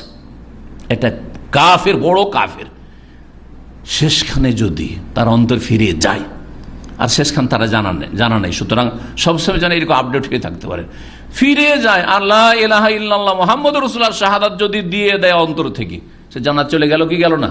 অথচ জান্নাত থেকে কত দূরে ছিল। আর একজন লোক জন্মসূত্রে সারা জীবন মুসলিম আর সারা জীবন 5 ওয়াক্ত নামাজ পড়লো, শেষখানে মাজারে সেজদা করলো, তখনই মারা গেল, বলেন জাহান্নামে যাবে না? যাবে না? চিরকালে জাহান্নামী হবে। মুশরিক হয়ে মারা গেল, শেষ জীবনে সে নাস্তিক হয়ে গেল, চিরকাল জাহান্নামে থাকবে না? থাকবে না। জি, শেষ জীবনে সে মুরতাদ হয়ে গেল। যেমন একজন ইমামের কথা দেখা গেল যে এতদিন ইমামতি করার পরে এখন সে হিন্দু হয়ে যাচ্ছে। যদি এটা ষড়যন্ত্র হতে পারে সেটা কোনো এজেন্ট, কুফরি শক্তির এজেন্ট, আসলে সে অমুসলিম, কিন্তু এইরকম লেবাস পোশাক বেশভূষা নিয়ে মসজিদে ইমামতি করে। অনেকে এইরকম থাকে ইসলামের দুশ্মন, মুসলিমদেরকে বিভ্রান্ত করার জন্য, সেটাও হইতে পারে। কিন্তু দেখুন, এটা যে ইসলাম শিখলো, মাদ্রাসা থেকে পাশ করলো, মসজিদের ইমামতি করলো, দাড়ি রাখলো আর টুপি রাখলো আর কত কি করলো, আর তারপরে হিন্দু হয়ে মরল। জি, বদনসিব। দোষ আল্লাহর না দোষ ওর? হ্যাঁ, অসৎ লোকের দোষ, আল্লাহর কখনো দোষ না। তাহলে এর দ্বারা যে ইসলামের খেদমত হইল, এ যে জাহান্নামে চলে গেল, তো এর দ্বারা যে ইসলামের খেদমত হইল, ও কাফেরকে মারলো, হ্যাঁ, আর ইসলামের পক্ষ থেকে কত যে ডিফেন্স করলো। বলছেন রাসূলুল্লাহ সাল্লাল্লাহু আলাইহি ওয়াসাল্লাম এর উত্তরে, ওয়া ইন্নাল্লাহা লা ইউআইয়িদু হাযা দ্বীনা বিররাজুলিল ফাজির, আল্লাহ কখনো কখনো দ্বীন-ই ইসলামকে শক্তিশালী করেন পাপিষ্টকে দিয়ে, পাপিষ্ট লোককে দিয়ে। নিজে পাপী, নিজে জাহান্নামী, কিন্তু ওকে দিয়ে ইসলামের কিছু খেদমত করিয়েন, ওকে দিয়ে ইসলামের কিছু খেদমত করিয়ে নেন। এটা হইতে পারে। কারো দ্বারা ইসলামের খেদমত হলেই সে জান্নাতে চলে যাবে বলা যাবে না, যদি শেষ পর্যন্ত সে ইসলামের ওপর টিকে না থাকে। অনেক ইন্টারনেটে মাশাআল্লাহ অনেক বক্তব্য আপনি ছেড়েছেন মাশাআল্লাহ, আর আপনি ফেসবুকে অনেক ইসলামিক আলোচনা শেয়ার করেছেন মাশাআল্লাহ, আর অনেক লোকের কাছে ইসলামের দাওয়াত পৌঁছেছেন, কিন্তু শেষখানে নারীর ফিতনা অথবা ইন্টারনেটের ফিতনা অথবা পয়সার ফিতনা অথবা শিরকের ফিতনা, বিদাতের ফিতনা, কোন ফিতনায় পড়ে গিয়ে, নাস্তিকতার ফিতনা, কোন গুমরাহির ফিতনাতে পড়ে গিয়ে জাহান্নামে চলে গেলেন। আপনার দ্বারা ইসলামের কিছু আল্লাহ খেদমত নিয়ে নিলেন। যেমন এই লোক দ্বারা জাহান্নামী, কিন্তু তার দ্বারা জিহাদের ময়দানে নবী সাল্লাল্লাহু আলাইহি ওয়াসাল্লামের জীবদ্দশায় খৈবরের যুদ্ধে কিছু খেদমত আল্লাহ নিয়ে, ওয়া ইন্নাল্লাহা লা ইউআইয়িদু হাযা দ্বীনা বিররাজুলিল ফাজির, বড় বড় পাপিষ্টকে দিয়ে ইসলামের কিছু কাজ আল্লাহ নিয়ে নেন। সহিহ বুখারী 6116 নম্বর হাদিস। এইরকমই কাছাকাছি আরেকটি হাদিস সহিহ বুখারীতে রয়েছে, সময়ের স্বল্পতার জন্য আর ওইদিকে না গিয়ে আরেকটি হাদিস আপনাদেরকে শোনাই। সহিহ মুসলিমের হাদিস 4791, আবু হুরায়রা রাদিয়াল্লাহু তাআলা আনহু থেকে বর্ণিত রয়েছে, রাসূলুল্লাহ সাল্লাল্লাহু আলাইহি ওয়াসাল্লাম বলেন, ইন্নার রাজুলা লা ইয়ামালু যামানাত তাওয়িল বিআমালি আহলিল জান্নাহ, কোন কোন মানুষ দীর্ঘদিন ধরে জান্নাতে যাওয়ার কাজ করে যান। 2-4-6 মাস না, 2-4-6 মাস লোকটি ইসলাম সেন্টারে এসেছিল, ইসলাম শিখেছিল, 2-4-6 মাস লোকটা নামাজ পড়েছিল, বা ওই রমজান মাসে খুব নামাজ পড়তো, আর হজ করেছে, কয়েকটা হজ করেছে না, দীর্ঘদিন ধরে আল্লাহর ইবাদতবন্দি করেছে, জান্নাতে যাওয়ার কাজ করেছে দীর্ঘদিন ধরে জীবনে। তারপরে কি হয়েছে, সুম্মা ইউখতামু লাহু আমালুহু বিআমালি আহলিন নার, তারপরে তার শেষ আমলটা জাহান্নামীদের আমল হয়ে যায়। শেষ জীবনে জাহান্নামীদের কাজ করা শুরু করে, জাহান্নামে যাওয়ার যেগুলো কাজ সেগুলো করা শুরু করে। অনেকে আছে জীবনে ব্যভিচার জেনার কাছে যায়নি, 40 বছর পার হওয়ার পরে ব্যভিচারে লিপ্ত, 50-60 বছরে ব্যভিচারে লিপ্ত। লক্ষণ কত খারাপ, জাহান্নামে যাওয়ার কাজ করলো। হ্যাঁ, 40 বছর 50 বছর পর্যন্ত কারোর সাথে তার মারামারি ঝগড়া ছিল না, 50-60 বছর বয়সে তার পয়সার আর জমির এত লোভ হলো। আমাদের দেশের চাষি কৃষকরা অনেকে এইরকম আছে, যত বয়স বাড়ে তত পয়সা লোভী হয়, তত জমি কামড়ি বা মাটি কামড়ি হয়, যার ফলে সে জমি জায়গা নিয়ে আইল চাপাচাপি নিয়ে ওই সামান্য একটু জায়গা নিয়ে মারামারি করে মার্ডার করে দিল, খুনি হয়ে গেল, জাহান্নামে চলে গেল। খালেদান ফিহা, 5টি শাস্তি আল্লাহ বলেছেন কোরআনে তার জন্য, খুনি। নিজের জীবনে যখন একা ছিল, স্বামী স্ত্রী ছিল, তখন হারাম খায়নি, কিন্তু ছেলে মেয়ে হওয়ার পরে লোভ আর সামলাইতে পারলো না, ছেলে মেয়েগুলোকে পড়াইতে হবে, এই করতে হবে, সেই করতে হবে, তো অনেক টাকা খরচ, তখন হারাম খাওয়া শুরু করলো, হারাম খাওয়া শুরু করলো, যার ফলে শেষ জীবনে জাহান্নামে চলে গেল। দীর্ঘদিন ভালো কাজ করেছিল। বলছেন নবী করিম সাল্লাল্লাহু আলাইহি ওয়াসাল্লাম যে এইরকম কিছু লোক আছে যারা জান্নাতে যাওয়ার আজ-জামানুত তাওয়িল, দীর্ঘদিন ধরে, বছর কে বছর, যুগ যুগ ধরে এইরকম ভালো কাজ করে যায়, তারপরে শেষখানে জাহান্নামে যাওয়ার কাজ করে দুনিয়া থেকে বিদায় হয়ে যায়। ওয়া ইন্নার রাজুলা লা ইয়ামালু যামানাত তাওয়িল বিআমালি আহলিন নার, আর কোন কোন মানুষ আছে যে জাহান্নামে যাওয়ার দীর্ঘদিন যুগ যুগ ধরে জাহান্নামে যাওয়ার কাজ করে যাচ্ছে, বেদিন হয়ে থাকলো, বেনামাজি হয়ে থাকলো। একজন লোক কুয়েতে গেলাম, আর সেই ভাই বলতে লাগলো, একবারে কেঁদে বলতে লাগলো যে শেখ, আমি নাস্তিক ছিলাম, বড় নাস্তিক। আল্লাহ আপনার আলোচনা আমার কাছে পৌঁছে দিলেন নেটে, আর তারপরে মুসলিম হইলাম। আর এইরকম কবর মাজার পূজা করে যে কত লোক তওবা করে আছে আলহামদুলিল্লাহ, হ্যাঁ, বিভিন্ন ওসিলার মাধ্যমে তওবা করেছে। এখানে আমাদের এক ভাই ছিলেন, মুখতার ভাই, তিনি নিজে বলতেন যে আমি জিন্দা পীরকে অন্ধকারে গিয়ে আন্ডারগ্রাউন্ডে পীর বসতো তার মোরাকাবে, তাকে গিয়ে জিন্দা পীরকেও সিজদা করেছি। মরা পীরকে তো কবরকে সিজদা করছে মুশরিকরা, কিন্তু জিন্দা পীরকেও সিজদা করেছে। কিন্তু আল্লাহ রাব্বুল তার হেদায়েত নসিব রেখেছেন। দাড়ি সাদা হয়ে যাওয়ার পরে হেদায়েত, দাড়ি সাদা হওয়ার পরে হেদায়েত হয়েছে আলহামদুলিল্লাহ। তারপরে এখন সুন্দর বাংলাদেশে গোপালগঞ্জ এলাকায় দাওয়াতি কাজ করে, মসজিদ তৈরি করেছে, জুমার খুতবা দেয়, দাওয়াতি কাজ করে বেড়ায় এই বৃদ্ধ বয়সে, 60 বছর 65 70 বছর বয়সে। শেষ আমল কত সুন্দর। তো আপনার শেষ আমলটা যাতে করে ভালো হয়, আর শেষ কখন তার শুরুতে কিন্তু বলেছি, শেষ মানে আবার বসে থাকবেন না যে শেষ হতে এখন বাকি আছে। অনেকে আছে যারা জাহান্নামে যাওয়ার কাজ করে আজ-জামানাত তাওয়িল, দীর্ঘ সময় ধরে, যুগ যুগ ধরে, বিআমালি আহলিনা সুম্মা ইউখতামু লাহু আমালুহু বিআমালি আহলি জান্নাত, তারপরে শেষ জীবনে তার জান্নাতি আমল শুরু হয়ে যায়। কি যে অন্তর ফিরে গেল, জান্নাতি কাজ করা শুরু করলো, জান্নাতি যাওয়ার কাজ শুরু করলো। হ্যাঁ, এত আল্লাহ ভীরু হয়ে গেল, এত নেক হয়ে গেল যে সমস্ত হারাম মুক্ত হয়ে গেল, আর বড় দিনদার পরেজগার হয়ে গেল, জান্নাতে চলে গেল।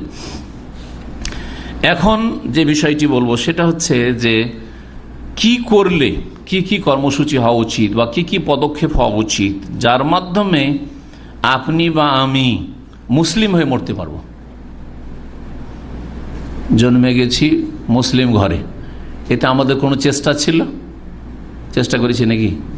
হ্যাঁ, যে আমার মা যে যার পেটে আমি গর্ভে এসেছি সে যেন মুসলিম হয়, কোনো চেষ্টা ছিল নাকি? না, আল্লাহ নসিবে দিয়েছেন, সৌভাগ্য এটা, তাই না? হ্যাঁ, আমার বাপ যেন মুসলিম হয়, এটা আমাদের সৌভাগ্য, তাই না? সৌভাগ্য। যারা জন্মসূত্রে মুসলিম হয়েছেন, বাপ মুসলিম মা মুসলিম, সৌভাগ্য এটা। ওখানে কিন্তু আমাদের আপনাদের কিছু করণীয় ছিল না। যে যে অবস্থায় জন্ম নিয়েছেন, কেউ বেনামাজির ঘরে জন্ম নিয়েছেন, তারও কিছু করার ছিল না। হ্যাঁ, কেউ নামাজি দিনদার পরেশগারের ঘরে জন্মেছেন, আর সে যে তার যে কোনো কৃতিত্ব যে আমি বেনামাজি ঘরে জন্ম নিয়েছি তো আমি খুব বাহাদুর, না, তোমার কোনো বাহাদুরি না, এখানে তোমার কোনো ভূমিকা নেই। বলো যে আল্লাহর ফজল, আল্লাহর রহমত, আল্লাহর শুকরিয়া আদায় করো। জি, কিন্তু যখন কর্ম শুরু হতে যাচ্ছে তখন আপনার করণীয় হইতে হবে। সেটা হচ্ছে যখনই সাবালক সাবালিকা হয়েছেন, 10-12 বছরে মেয়েরা সাবালিকা হয়ে যায়, আর 14 বছর 15 বছরে ছেলেরা সাবালক হয়ে যায়, এই সময় থেকে আমাদের করণীয় কি, যাতে করে আমরা মুসলিম হয়ে বেঁচে থাকতে পারি আর মুসলিম হয়ে মৃত্যুবরণ করতে পারি। এই দুটো কাজ করতে হবে আমাদেরকে।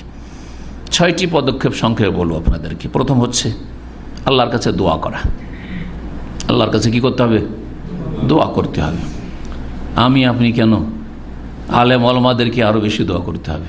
আলেম ওলামা কেউ যেন ধোকায় না থাকে, বক্তা আর শেখ যেন ধোকায় না থাকে। তাদের চাইতে বড় বড় বক্তা আর বড় বড় আলেম গোমরা পথভ্রষ্ট হয়েছে। হ্যাঁ, আমাদের চাইতে অনেক বড় ছিলেন সাহাবায়ে কেরামরা, ছিলেন না?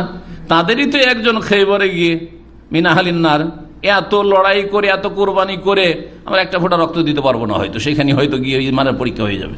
কত রক্ত দিয়েছে, তারপর জাহান্নামে চলে গেল। হ্যাঁ, সুতরাং সবাইকে দোয়া করতে, এমনকি প্রিয় নবী মুহাম্মদুর রাসূলুল্লাহ সাল্লাল্লাহু আলাইহি ওয়াসাল্লাম তিনিও দিনের উপর অটলতার জন্য আল্লাহর কাছে দোয়া করেছেন। এমনকি ইব্রাহিম খলিলুল্লাহ দোয়া করেছেন। অবাক হয়ে যাবেন তাদের দোয়া। কোরআনে সূরা ইব্রাহিমে রয়েছে। ইব্রাহিম আলাইহিস সালামের কথা শোনায় আপনাদের। ইব্রাহিম আলাইহিস সালাম একমাত্র নবী যিনি এই আম্বিয়াদের ইতিহাসে মূর্তি ভেঙে চূর্ণ বিচ্ছিন্ন করেছেন, ঠিক না? তারপর রাসূলুল্লাহ সাল্লাল্লাহু আলাইহি ওয়াসাল্লাম যখন মক্কা বিজয় হলো, তখন হাতের ইশারা করতে নবী সাল্লাল্লাহু আলাইহি ওয়াসাল্লামের মুজিজা, মূর্তিগুলি সব ধ্বংস হয়ে গেল। কিন্তু ইব্রাহিম আলাইহিস সালাম তার যৌবনকালে, নবী হওয়ার আগে, যুবক ছেলে 16 বছর 18 বছরের ছেলে মূর্তি ভেঙেছে। যেই লোক 16 বছর 18 বছরের মূর্তি ভাঙতে পারে, সেও কি আশঙ্কা করতে পারে যে কখনো যেন গুমরা না হয়ে যায়? হ্যাঁ, ইসলামবিহীন ইমানবিহীন যেন মত না চলে আসে, কুফরের ওপর শিরকের ওপর যেন মত না চলে আসে। আবার মূর্তি পূজাতে যে মূর্তি ভেঙেছে, যার হাতে মূর্তি ভাঙা হয়েছে, সে আবার এই ভয় করবে যে আবার কখনো মূর্তি পূজা না লেগে যায়। তারপরে তিনি দোয়া করেছেন, ওয়াজনবনি ওয়া বানিয়া আন না'বুদাল আসনাম, আল্লাহ আমাকে বাঁচাও, আমাকে বাঁচাও। ইব্রাহিম আলাইহিস সালাম বলছেন ওয়া বানিয়া, আর আমার ছেলেদেরকে বাঁচাও, আমার বংশধরকে বাঁচাও, আন না'বুদাল আসনাম, প্রতিমা পুতুল পূজা থেকে, মূর্তি পূজা থেকে, শিরক থেকে বাঁচাও। ইব্রাহিম তাইমি রাহমাহুল্লাহ প্রখ্যাত তাবেঈ ছিলেন, তিনি বলছেন, তার নাম ইব্রাহিম, ওমাইয়া আমানুল বালা বাদা ইব্রাহিম, ইব্রাহিম খলিলুল্লাহ এত বড় নবী রসুল হয়ে আর নিজের হাতে মূর্তি ভাঙার পরেও, শিরককে নিশ্চিহ্ন করার পরেও বাপ দুশ্মন, তার জন্য বাপ বাড়ি থেকে তাড়িয়ে দিল, দেশ থেকে বিতাড়িত, ইরাক ছেড়ে তাকে চলে যেতে হলো শাম দেশে, তারপরেও এই ঝুঁকি নিয়েছেন তিনি। আর তারপরেও যদি ভয় করেন সে শিরককে, মূর্তি পূজাকে ভয় করেন আর আল্লাহর কাছে দোয়া করেন, তাহলে আমাদের কত দোয়া করা উচিত। ওমাইয়া আমানুল বালা বাদা ইব্রাহিম, ইব্রাহিম আলাইহিস সালামের পরে আর কে নিরাপদ থাকতে পারে, কে নির্ভীক হতে পারে, কে সাহস দেখাইতে পারে যে আমি যত আমল করেছি না, আমি কোনোদিন ইসলাম থেকে সরব না। এই কথা কে বলতে পারে, নিশ্চয়তা দিতে পারে একমাত্র আল্লাহ ছাড়া। আল্লাহ যেন আমাদেরকে দিনের উপর অটল রাখেন। এতে ইব্রাহিম আলাইহিস সালামের কথা শোনালাম, নবী সাল্লাল্লাহু আলাইহি ওয়াসাল্লামের কথা শোনাচ্ছি, হাদিসগুলো আসছে। দোয়া করতে হবে, দোয়া। সূরা আলে ইমরান 101 নম্বর আয়াতে মহান আল্লাহ কি বলছেন শুনেন, ওমাইয়াতাসিম বিল্লাহ, যে আল্লাহকে মজবুত করে ধরবে, আল্লাহকে যে আঁকড়ে ধরবে, ছাড়বো না আল্লাহকে, আল্লাহ তোমাকে ধরলাম, জীবনেও ছাড়বো না, মরে গেলেও ছাড়বো না, যতই জুলম অত্যাচার হোক, ইসলাম ছাড়বো না, ইমান ছাড়বো না, আল্লাহকে ছাড়বো, তাওহীদ ছাড়বো না। আল্লাহ আহাদ, আল্লাহ আহাদ, যেমন সাহাবাই কেরামগণ মক্কাতে করতেন, আহাদ আহাদ আহাদ। আর জালেমরা জুলম অত্যাচার করতো, বুকের উপর বড় বড় পাথর চাপিয়ে দিয়ে আর গরম বালিতে শুয়ে দিয়ে, কিন্তু আহাদ আহাদ, এক আল্লাহ করতেন। ওমাইয়াতাসিম বিল্লাহ, যারা আল্লাহকে আঁকড়ে ধরবে, যারা আল্লাহকে আঁকড়ে ধরবে তারা ফজরে ঘুমাবে নাকি? হ্যাঁ, যারা আল্লাহকে আঁকড়ে ধরবে তারা খেয়াল খুশি নামাজ যখন মন চাইলো পড়লো, মন চাইলো পড়লো না। হ্যাঁ, এটা করবে। যারা দুনিয়ার গরজকে 1 নম্বর রাখবে, জান্নাত যাওয়া 2 নম্বরে, আগে পয়সা তারপর অন্য কিছু, এটাই করবে নাকি? না। ওমাইয়াতাসিম বিল্লাহ, যারা আল্লাহকে মজবুত করে ধরলো, ফাকাদ হুদিয়া ইলা সিরাতি মুস্তাকিম, আল্লাহকে যে ধরবে সে আল্লাহর কাছে দোয়া করবে না, করবে না? আল্লাহকে ধরবে মানে আল্লাহর কাছে চাইবে, পাবো আল্লাহর কাছ থেকে, নেবো আল্লাহর কাছ থেকে। আল্লাহ ছাড়া কেউ দেওয়ানেওয়ালা নেই, আল্লাহ ছাড়া কেউ হেদায়েতের মালিক নেই, আল্লাহ ছাড়া কেউ আমাকে হেফাজতকারী নেই, আল্লাহ ছাড়া কেউ জান্নাত পৌঁছানেওয়ালা আমাকে নেই, আল্লাহ ছাড়া জাহান্নাম থেকে রক্ষাকারী কেউ আমাকে নেই, আল্লাহ ছাড়া কেউ আমাকে মৃত্যু পর্যন্ত ইসলামের ওপর টিকাবার ক্ষমতা রাখে না, আমিও ক্ষমতা রাখি না, আমার কেউ ক্ষমতা রাখে না, একমাত্র আল্লাহ ছাড়া। যে আল্লাহকে মজবুত করে ধরবে, জেনে রাখবে ফাকাদ হুদিয়া ইলা সিরাতি মুস্তাকিম, তাকে সরল পথ অবশ্যই দেখানো হবে, জান্নাতের পথ অবশ্যই দেখানো হবে। মানুষের যে কলব আছে, যে কলব, হার্ট, হৃদয়, বুঝেন তো, তাই না? এই হৃদয় কোথায় আছে জানেন? নবী করিম সাল্লাল্লাহু আলাইহি ওয়াসাল্লাম বলেছেন যে এই হৃদয় আল্লাহ রাব্বুল আলামিনের 2 আঙ্গুলের মাঝখানে আছে। এইভাবে আল্লাহ ঘোরান, ইউকাল্লিবুহা কাইফা ইয়াশা। এই মর্মে বেশ কিছু হাদিস রয়েছে। আনাস রাদিয়াল্লাহু তাআলা আনহু থেকে একটি হাদিস হয়েছে, কানা রাসূলুল্লাহ সাল্লাল্লাহু আলাইহি ওয়াসাল্লাম ইউকসিরু আন ইয়াকুল, রাসূলুল্লাহ সাল্লাল্লাহু আলাইহি ওয়াসাল্লাম খুব বেশি বেশি দোয়া করতেন, ইয়া মুকাল্লিবাল কুলুব সাব্বিত কলবি আলা দীনিক, হে অন্তরের পরিবর্তনকারী, আমার অন্তরকে তোমার দিনের ওপর প্রতিষ্ঠিত রাখো। দোয়া কার মুখস্থ আছে? আর যার মুখস্থ নেই, ছোট্ট দোয়া মুখস্থ, ইয়া মুকাল্লিবাল কুলুব সাব্বিত কলবি আলা দীনিক, এক বচন। আর যদি বলেন কুলুবানা, আমাদের দিলগুলি, আমার স্ত্রী, আমার ছেলে মেয়ে সবাইকে দোয়াতে শামিল করতে চাইছেন, বাপ মা ভাই বেরা দোয়াতে, ইয়া মুকাল্লিবাল কুলুব সাব্বিত কুলুবানা আলা দীনিক, ইয়া মুকাল্লিবাল কুলুব সাব্বিত কুলুবানা আলা দীনিক। ফাকুলতু ইয়া রাসূলুল্লাহ, আনাস বলছেন যে আমি বললাম, হে আল্লাহ রাসূল, আমান্না বিকা, আপনি রাসূল আর আপনার প্রতি আমরা ঈমান নিয়ে এসেছি, অবিমা যে তবে আপনি কোরআন নিয়েছেন, কোরআনের প্রতি ঈমান নিয়েছি, ফাহাল তাখাফু আলাইনা, আপনাকে ভয় লাগছে যে আপনি আল্লাহর কাছে দোয়া করেছেন যে আল্লাহ আমার দিলকে, আমার অন্তরকে তোমার দিনের ওপর সুদৃঢ় রাখো, কায়েম রাখো, শক্ত করে রাখো, প্রতিষ্ঠিত রাখো। এই দোয়া আপনি করছেন, আপনি নিজের জন্য ভয় করছেন না আমাদের জন্য ভয় করছেন? আমরা ঈমান নিয়েছি, আমাদের ক্ষেত্রে কি ভয় করছেন আপনি? কালা নাম, হ্যাঁ ভয় করছি। ইন্নাল কুলুবা বাইনা ইসবাআইন মিন আসাবিল্লাহ, আল্লাহর আঙ্গুলগুলির 2 আঙ্গুলের মাঝখানে রয়েছে, হ্যাঁ, মানুষের হৃদয় একটি বস্তুর মতো সারা বিশ্বের সমস্ত মানুষের হৃদয়, কলব, হার্ট আল্লাহর 2 আঙ্গুলের মাঝখানে রয়েছে। এই হাদিস দিয়ে যেমন আল্লাহর আঙ্গুল প্রমাণিত হইল, তো আল্লাহর আঙ্গুল আছে তো হাত আছে কিনা? আঙ্গুল আছে তখন হাতও আছে।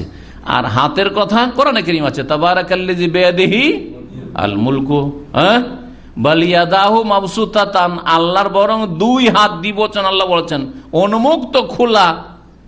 আল্লাহর 2 হাত আছে কথা কোরআনে প্রমাণিত, আল্লাহর হাত রয়েছে এবং আল্লাহর হাতের আঙ্গুল রয়েছে, এই হাদিস দ্বারা প্রমাণিত, এই দোয়া দ্বারা প্রমাণিত।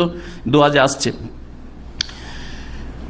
যে দোয়াটির কথা বললাম, বলছেন যে মানুষের অন্তর রয়েছে আল্লাহর আঙ্গুলগুলি যে রয়েছে তার 2 আঙ্গুলের মাঝখানে। সুতরাং আল্লাহর আঙ্গুলের মাঝখানে যখন রয়েছে ইউকাল্লিবুহা কাইফা, যেইভাবে ইচ্ছা আল্লাহ উলট পালট করেন, যাতে করে আমার আপনার অন্তরকে আল্লাহ সোজা করে রাখেন এবং আল্লাহ যেন সরল পথে রাখেন আর অটল রাখেন। তিরমিজির হাদিস 2066 নম্বর হাদিস, হাদিসটি সহিহ। মা উম্মে সালমা রাদিয়াল্লাহু তাআলা, নবী করিম সাল্লাল্লাহু আলাইহি সাল্লামের যে স্ত্রী, তাকে একজন ব্যক্তি বলছেন শাহর বিন হাউসাব, কুলতু ইয়া উম্মে সালমা ইয়া উম্মাল মুমিনিন, হে মুমিনদের জননী, মা কানা আকসারু দুআ রাসূলুল্লাহ সাল্লাল্লাহু আলাইহি ওয়াসাল্লাম ইযা কানা ইনদাকি, আপনার কাছে যখন থাকতেন রাসূলুল্লাহ সাল্লাল্লাহু আলাইহি ওয়াসাল্লাম আপনার বাড়িতে, তখন খুব বেশি বেশি যে দোয়াটি করতে রাসূলুল্লাহ সাল্লাল্লাহু আলাইহি ওয়াসাল্লাম, সেটি কোন দোয়া হইতো? মানে সবচেয়ে বেশি কোন দোয়া? বাড়িতে, মসজিদে নয়, শুধু দোয়া মসজিদের সাথে সীমিত করবেন না, হ্যাঁ, বাড়িতে কোন দোয়া বেশি বেশি করতেন? বললেন তিনি, কালাত কানা আকসারু দুআই, সবচেয়ে বেশি যে দোয়াটি করতেন রাসূলুল্লাহ, ইয়া মুকাল্লিবাল কুলুব, ধন দৌলত চাওয়া নয়, নেতৃত্ব চাওয়া নয়, ক্ষমতা চাওয়া নয়, খ্যাতি চাওয়া নয়, হ্যাঁ, আর বড় মানুষ হওয়া চাওয়া নয়, কিচ্ছু না। কি চাইতেন? ইয়া মুকাল্লিবাল কুলুব, হে অন্তরের আবর্তন বিবর্তনকারী, সাব্বিত কলবি আলা দীনিক, আমার অন্তরকে তোমার দিনের উপর প্রতিষ্ঠিত রাখো। কালাত ফাকুলতু ইয়া রাসূলুল্লাহ, আম্মা উম্মে সালমা বলছেন যে আমি আল্লাহর রাসূল বললাম, মা আকসারা দুআইকা ইয়া মুকাল্লিবাল কুলুব সাব্বিত কলবি আলা দীনিক, এত বেশি দোয়াটি করছেন, তার মানে কি? মানে কি যুক্তি যে আপনি এই দোয়াটি এত বেশি করছেন? তখন বললেন রাসূলুল্লাহ সাল্লাল্লাহু আলাইহি ওয়াসাল্লাম, ইয়া উম্মা সালামা ইন্নাহু লাইসা আদামিয়ুন ইল্লা কলবুহু বাইনা ইসবাইন মিন আসাবিল্লাহ, কোন আদমি, কোন মানুষ নেই যেই মানুষের অন্তর আল্লাহর 2 আঙ্গুলের মাঝখানে নেই। আল্লাহর 2 আঙ্গুলের মাঝখানে নেই, প্রত্যেক মানুষের অন্তর আল্লাহর 2 আঙ্গুলের মাঝখানে রয়েছে। ফামান শাআ আকামা, আল্লাহ যাকে চান তার অন্তরকে আল্লাহ কি রাখেন? সোজা করে রাখেন। আর যাকে চান আজাগ, অমান শাআ আজাগ, আর যাকে চান তার অন্তরকে আল্লাহ বাঁকা করে দেন। অন্তরকে আল্লাহ জবরদস্তি বাঁকা করে না, মানুষ যখন বাঁকা হয় তখন বাঁকা পথে চালিয়ে দেন, বাঁকা যখন হয়ে যায় তখন বাঁকা পথে চালান। এর দলিল বলছি, ফালাম্মা জাগু আযাগাল্লাহু কুলুবাহুম, সূরা সাফের আয়াত আল্লাহ বলছেন, ফালাম্মা জাগু, ইহুদিরা যখন বক্র পথ নিল, নবীকে মানল না, বাঁকা পথ নিল না, যখন তারা বাঁকা হয়ে গেল, আযাগাল্লাহু কুলুবাহুম, আল্লাহ তাদের অন্তরকে বাঁকা করে দিন। ওই আযাগা শব্দটি এসছে। তারপরে মুআয রাদিয়াল্লাহু তাআলা এই আয়াত তেলাওয়াত করেছেন, রব্বানা লা তুযিগ কুলুবানা বা'দা ইয হাদাইতানা ওয়া হাব লানা মিন লাদুনকা রাহমাতান ইন্নাকা আনতাল ওয়াহ্হাব। রব্বানা, এই দোয়া বেশি বেশি, এই দোয়া কার মুখস্থ আছে? রব্বানা লা তুযিগ কুলুবানা, হে আমাদের রব, আমাদের অন্তরকে বাঁকা করে দিও না, বক্র পথে চালিয়ে দিও না, বা'দা ইয হাদাইতানা, আমাদেরকে হেদায়েত করার পরে, নামাজি বানানোর পরে বা মুসলিম ঘরে সৃষ্টি করার পরে, বাদাইদ হাদাইতানা ওয়া হাব লানা মিন লাদুনকা রাহমা, তোমার পক্ষ থেকে আমাদেরকে দয়া করুণা দান করো, ইন্নাকা আনতাল ওয়াহ্হাব, তুমি মহান দাতা। এই হাদিসটি তিরমিজিতে রয়েছে এবং হাদিসটি সহিহ। নবী করিম সাল্লাল্লাহু আলাইহি ওয়াসাল্লাম আরেকটি দোয়া তিরমিজিতে রয়েছে, এই ক্ষেত্রে এই দোয়াগুলি করতে পারেন দিনের উপর অটলতার জন্য আল্লাহর কাছে, আল্লাহ আমাকে দিনের উপর কায়েম রাখো। আল্লাহুম্মা ইন্নী আসআলুকা ফিআলাল খায়রাত, হে আল্লাহ তোমার কাছে ভালো কাজ করার সাহায্য কামনা করি, ভালো কাজ করা তৌফিক দান করো। ও তারকাল মুনকারাত, আর পাপাচার ছাড়ার জন্য আল্লাহ তুমি তোমার কাছে যাচ্ছা করি, তুমি তৌফিক দান করো। ওয়া হুব্বাল মাসাকিন, এবং গরিব মিসকিনদের মহব্বত দান করো। আজকালকার স্বার্থের ভালোবাসা, আজকালকার ভালোবাসা কিসের জন্য? স্বার্থে, যার কাছে খেতে পায় তাকে খাওয়াই, কিন্তু গরিব যে খেতে পেল না, আর যার কাছে খেতে পান তাকেই কোরবানি গোশত দেয়। গরিব যে কোরবানি দিতে পারে ওর খবরই নেই। হ্যাঁ, অভাবী, তারা সারা বছর গোশত খেতে পায় না, ওর বাড়িতে 2 টুকরো, আর আপনার বন্ধু বান্ধবের বাড়ি যা লাগে তাই, গোটা গোটা খাসি গিফট করছেন, ও বড় হোকন দিচ্ছেন, যাতে করে ওদেরকে খুশি করে দুনিয়ার স্বার্থ হাসিল করা যায়। 1 নম্বর দোয়া করতে হবে, যদি কি চান মুসলিম হয়ে মৃত্যুবরণ করতে অন্তর থেকে দোয়া করতে হবে। আল্লাহ দেখছেন অন্তর অবস্থায় আপনি কোন অন্তর নিয়ে দোয়া করছেন। 2 নম্বর যে পদক্ষেপটি সেটা হচ্ছে দুনিয়ার আশা আকাঙ্ক্ষাটাকে খাটো করতে হবে, এত বড় নয়। আশা আকাঙ্ক্ষা কি করবেন? ছোট করবেন। আশা করে বসে আছেন সৌদি আরবে এসেছি, এখান থেকে কয়েক লাখ টাকা নিয়ে যাব, তারপরে আমি তো গ্রামে আছি, একটা শহরে জায়গা কিনবো, তারপরে বাড়ি করে 5 তলার ফাউন্ডেশন দেবো। আজকে আলোচনা করছিল কিছু ভাইরে 5 তলার ফাউন্ডেশন দেবেন, তারপরে 5 তলা দিয়ে 1 তলা প্রথম তুলবো, তারপরে প্রতি বছরে যাব ছুটি বা 2 বছরে যাব, আর 1 তলা করে উঠাইতে থাকবো। এই করতে করতে 5 তলা উঠাবো, তারপরে 1 তলার একটা ফ্ল্যাটে থাকবো, বাকিগুলো সবগুলো ভাড়া দেবো, মাসে আমার 1.5 লাখ টাকা করে ভাড়া আসবে, বসে বসে খাবো সারা জীবন। এতগুলো স্বপ্ন, এগুলো হচ্ছে অধিকাংশ লোকের, অধিকাংশ মুসলিমের স্বপ্ন। অথচ মত তার এখানে আছে, ও সৌদি আরবের টাকাই নিয়ে যেতে পারবে না হয়তো, অথবা টাকা নিয়ে গেলে ওর বাড়ি দেখতে পাবে না হয়তো, অথবা বাড়ি তৈরি করার পরে ওখানে বাসা নসিবে হবে না তার বাস করা, একটা দিন বউ নিয়ে শুইতে পাবে না। হাউজুবিল্লাহ, লম্বা লম্বা তার একবারে কর্মসূচি, তার উচ্চ আকাঙ্ক্ষা, আকাঙ্ক্ষাটা ছোট করতে হবে। এটাই হয়তো শেষ আমার, যতটা আল্লাহ তৌফিক দিচ্ছে কাজ করে যেতে, বেঁচে থাকলে করবো আল্লাহ তৌফিক দিলে, আর না বেঁচে থাকলে যাদের দুনিয়া তারা করবে, যাদের দুনিয়া তারা করবে। যে আল্লাহ আমার রাজ্জাক আমাকে খেতে দিয়েছেন, আমার ছেলে মেয়েকে খেতে দেবেন। যে আল্লাহ আমার রুজির ভার নিয়েছেন, সে আল্লাহ আমার স্ত্রীর রুজির ভার নিয়েছেন। এই কথা বলা তৌফিক হয় না? এতগুলি করে দিয়ে যাবো যাতে করে বসে বসে আমার ছেলেমেয়েরা খায়। এগুলো করতে নিষেধ আছে। এগুলো যে করবে তার আখিরাত স্মরণ হবে না, তার ওই নামাজ পড়তে ভালো লাগবে না, তার ওই জান্নাতে যাওয়া ওইটা ওদের মাথার ব্যথা না। মাথার ব্যথা হলো যে হ্যাঁ টেনশন লেগে আছে যে কি করে টাকা নেয়, এইদিকে ওইদিকে, এইদিকে ওইদিকে হাত পা মেরে 2-4-5 লাখ 10 লাখ দিয়ে একটা জমি কিনে ফেললো, এখন মাসের মাস শোধ করছো। জি, বরং কিছু লোকের সমিতি করছে, 10 জনের সমিতি করেছে, আর টাকা পয়সা নিয়ে সমিতির সে নেতা, সব টাকা দিয়ে ও নিজের জায়গা কিনে বসে আছে। এক লোক সমিতি করার লোককে জানে ঢাকায় 5 তলা বাড়ি করে বসে আছে, সমিতির টাকা জেদ্দায় থাকে। আর তারপরে সে এখন টাকা দেবো না বলছে না, দেবো, এখন দিচ্ছে। ও ধীরে ধীরে ইনকাম করছে, ওই দিক থেকে ভাড়াও আসতেছে, আর এইদিকে আপনার কিছু কিছু বেতনও পাচ্ছে, আর আস্তে আস্তে দিচ্ছে। আপনার 10 বছর পরে দিবে, 10 বছর পরে আপনার টাকার মূল্য 4 আনা হয়ে গেছে, 1 টাকার মূল্য 4 আনা হয়ে গেছে। সব কিছুর দাম বেড়ে হচ্ছে না দেশে, কিন্তু আপনার উপর একটু মায়া নেই, আপনার ধনের উপর সামান্য মায়া নেই। ওটা ঠিক আছে, এই করলে জান্নাত পাওয়া যাবে, এই করলে হেদায়েত পাওয়া যাবে, মুসলিম অবস্থায় মত পাওয়া যাবে, কখনো পাওয়া যাবে না। লোভটাকে কমাতে হবে আর আশা আকাঙ্ক্ষাটাকে খুব সংকীর্ণ করতে হবে। নবী করিম সাল্লাল্লাহু আলাইহি ওয়াসাল্লাম এই মর্মে আব্দুল্লাহ বিন উমরকে ওসিয়ত করেন, হে ইবনে উমর শোনো, কুন ফিদ দুনিয়া কান্নাকা গরিব, দুনিয়ায় তুমি জীবন যাপন করো যেন তুমি আগন্তুক। গরিবুন মানে এখান থেকে রিয়াজে গেছেন, চাকরি করেন এখানে, হ্যাঁ রিয়াজে গেছেন একদিনের জন্য, ওখানে গিয়ে বলবেন যখন এসছি এখানে তখন একটু হাই ফাই বাসা একটা বাড়ানি নাকি, আর ওই রকমই একটা খরচ করি, ভালো করে খরচ করি, যাই ওই রকম হোটেলে যেখানে 200-300-400 রিয়াল বিল আসে একবার খাওয়ার, এরকম করবেন না? কখনো করবেন কোন রকম করে। বিদেশি মানুষ এখানে কেউ আমাকে চেনে, আমিও কাউকে চেনে না, তাড়াতাড়ি এখান থেকে কেটে পড়ি আমার গন্তব্যস্থানে। আবেরো সাবিল, অথবা তুমি পথচারী, হ্যাঁ আবেরো মুসাফির মানুষ, মুসাফির দুনিয়া মুসাফির। আমরা সফর করে সবাই কোন দিকে যাচ্ছি? কবরের দিকে যাচ্ছি, কবরের দিকে যাচ্ছি আমরা। কেউ জান্নাতের দিকে যাচ্ছে, কেউ জাহান্নামের দিকে যাচ্ছে।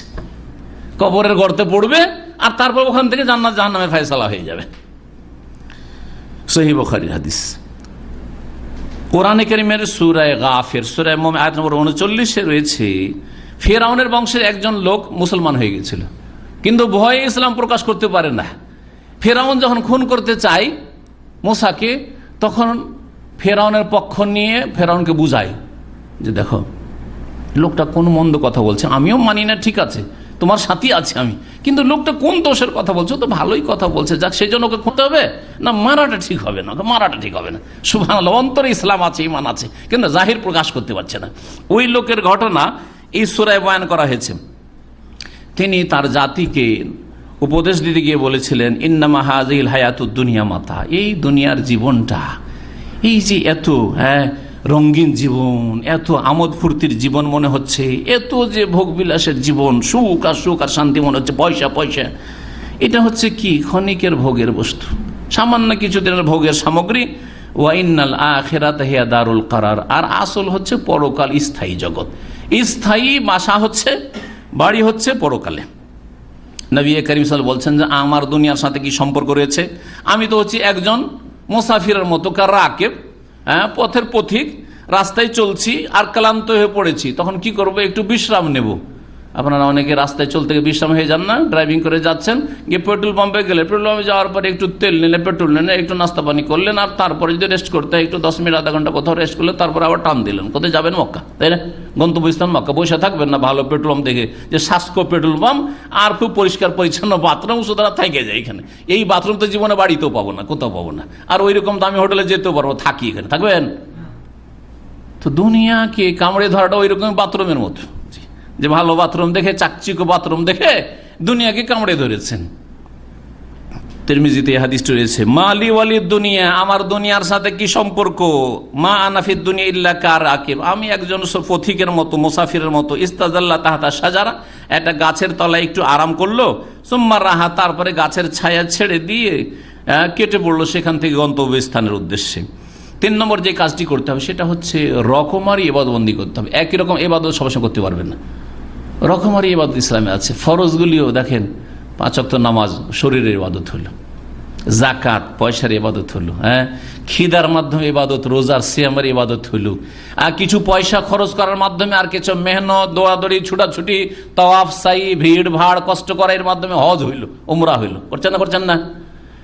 এগুলো তো ফরজ হইল। ফরজ ছাড়া সুন্নত মুস্তাহাব ইবাদত রয়েছে, সুন্নত মুস্তাহাব ইবাদত বন্দেগী রয়েছে, বিভিন্ন রকমের। এক রকমের ইবাদত নেই, অন্তরের ইবাদত, বহু ইবাদত অন্তরের আছে। অন্তরটাকে নরম করেন, অন্তরে খুশু নিয়ে আসেন, অন্তরে আল্লাহর ভয় নিয়ে আসেন, অন্তরটাকে আল্লাহ অভিমুখী করেন, অন্তরে দুনিয়ার দুনিয়া বিমুখতা সৃষ্টি তৈরি করার চেষ্টা করেন।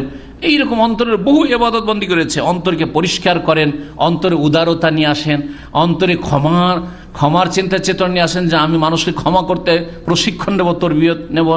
এইভাবে অন্তরের বহু ইবাদত বন্দেগী রয়েছে।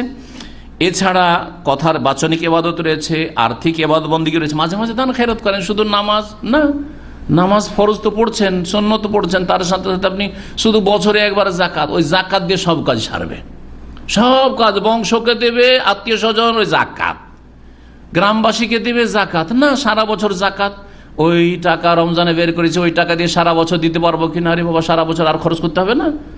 মাসে যে বেতনটা পাচ্ছেন ওখান থেকে 100টা রিয়াল যদি বের করে দেন, অসুবিধাটা কি? এটা ভেবে নিলে হলো যে আমার বেতন 3000 বা 2000, যদি 1900 হইতো, তো আমি কি তাতে সন্তুষ্ট থাকতাম না? 100 ধরেন আমি আল্লাহর রাস্তায় দান করে দিলাম, আর ওটা আমার ইবাদতে হইলো আমার। এইভাবে ইবাদত করতে শিখতে হবে, এবং কোন ইবাদতকে ছোট মনে করতে হবে না। প্রিয় নবী মুহাম্মদ রাসূলুল্লাহ সাল্লাল্লাহু আলাইহি ওয়াসাল্লাম একটি হাদিস, লা তাহকিরান্না মিনাল মারুফি শাইয়ান, কোন ভালো কাজকে তোমরা তুচ্ছ দৃষ্টিতে দেখিও না।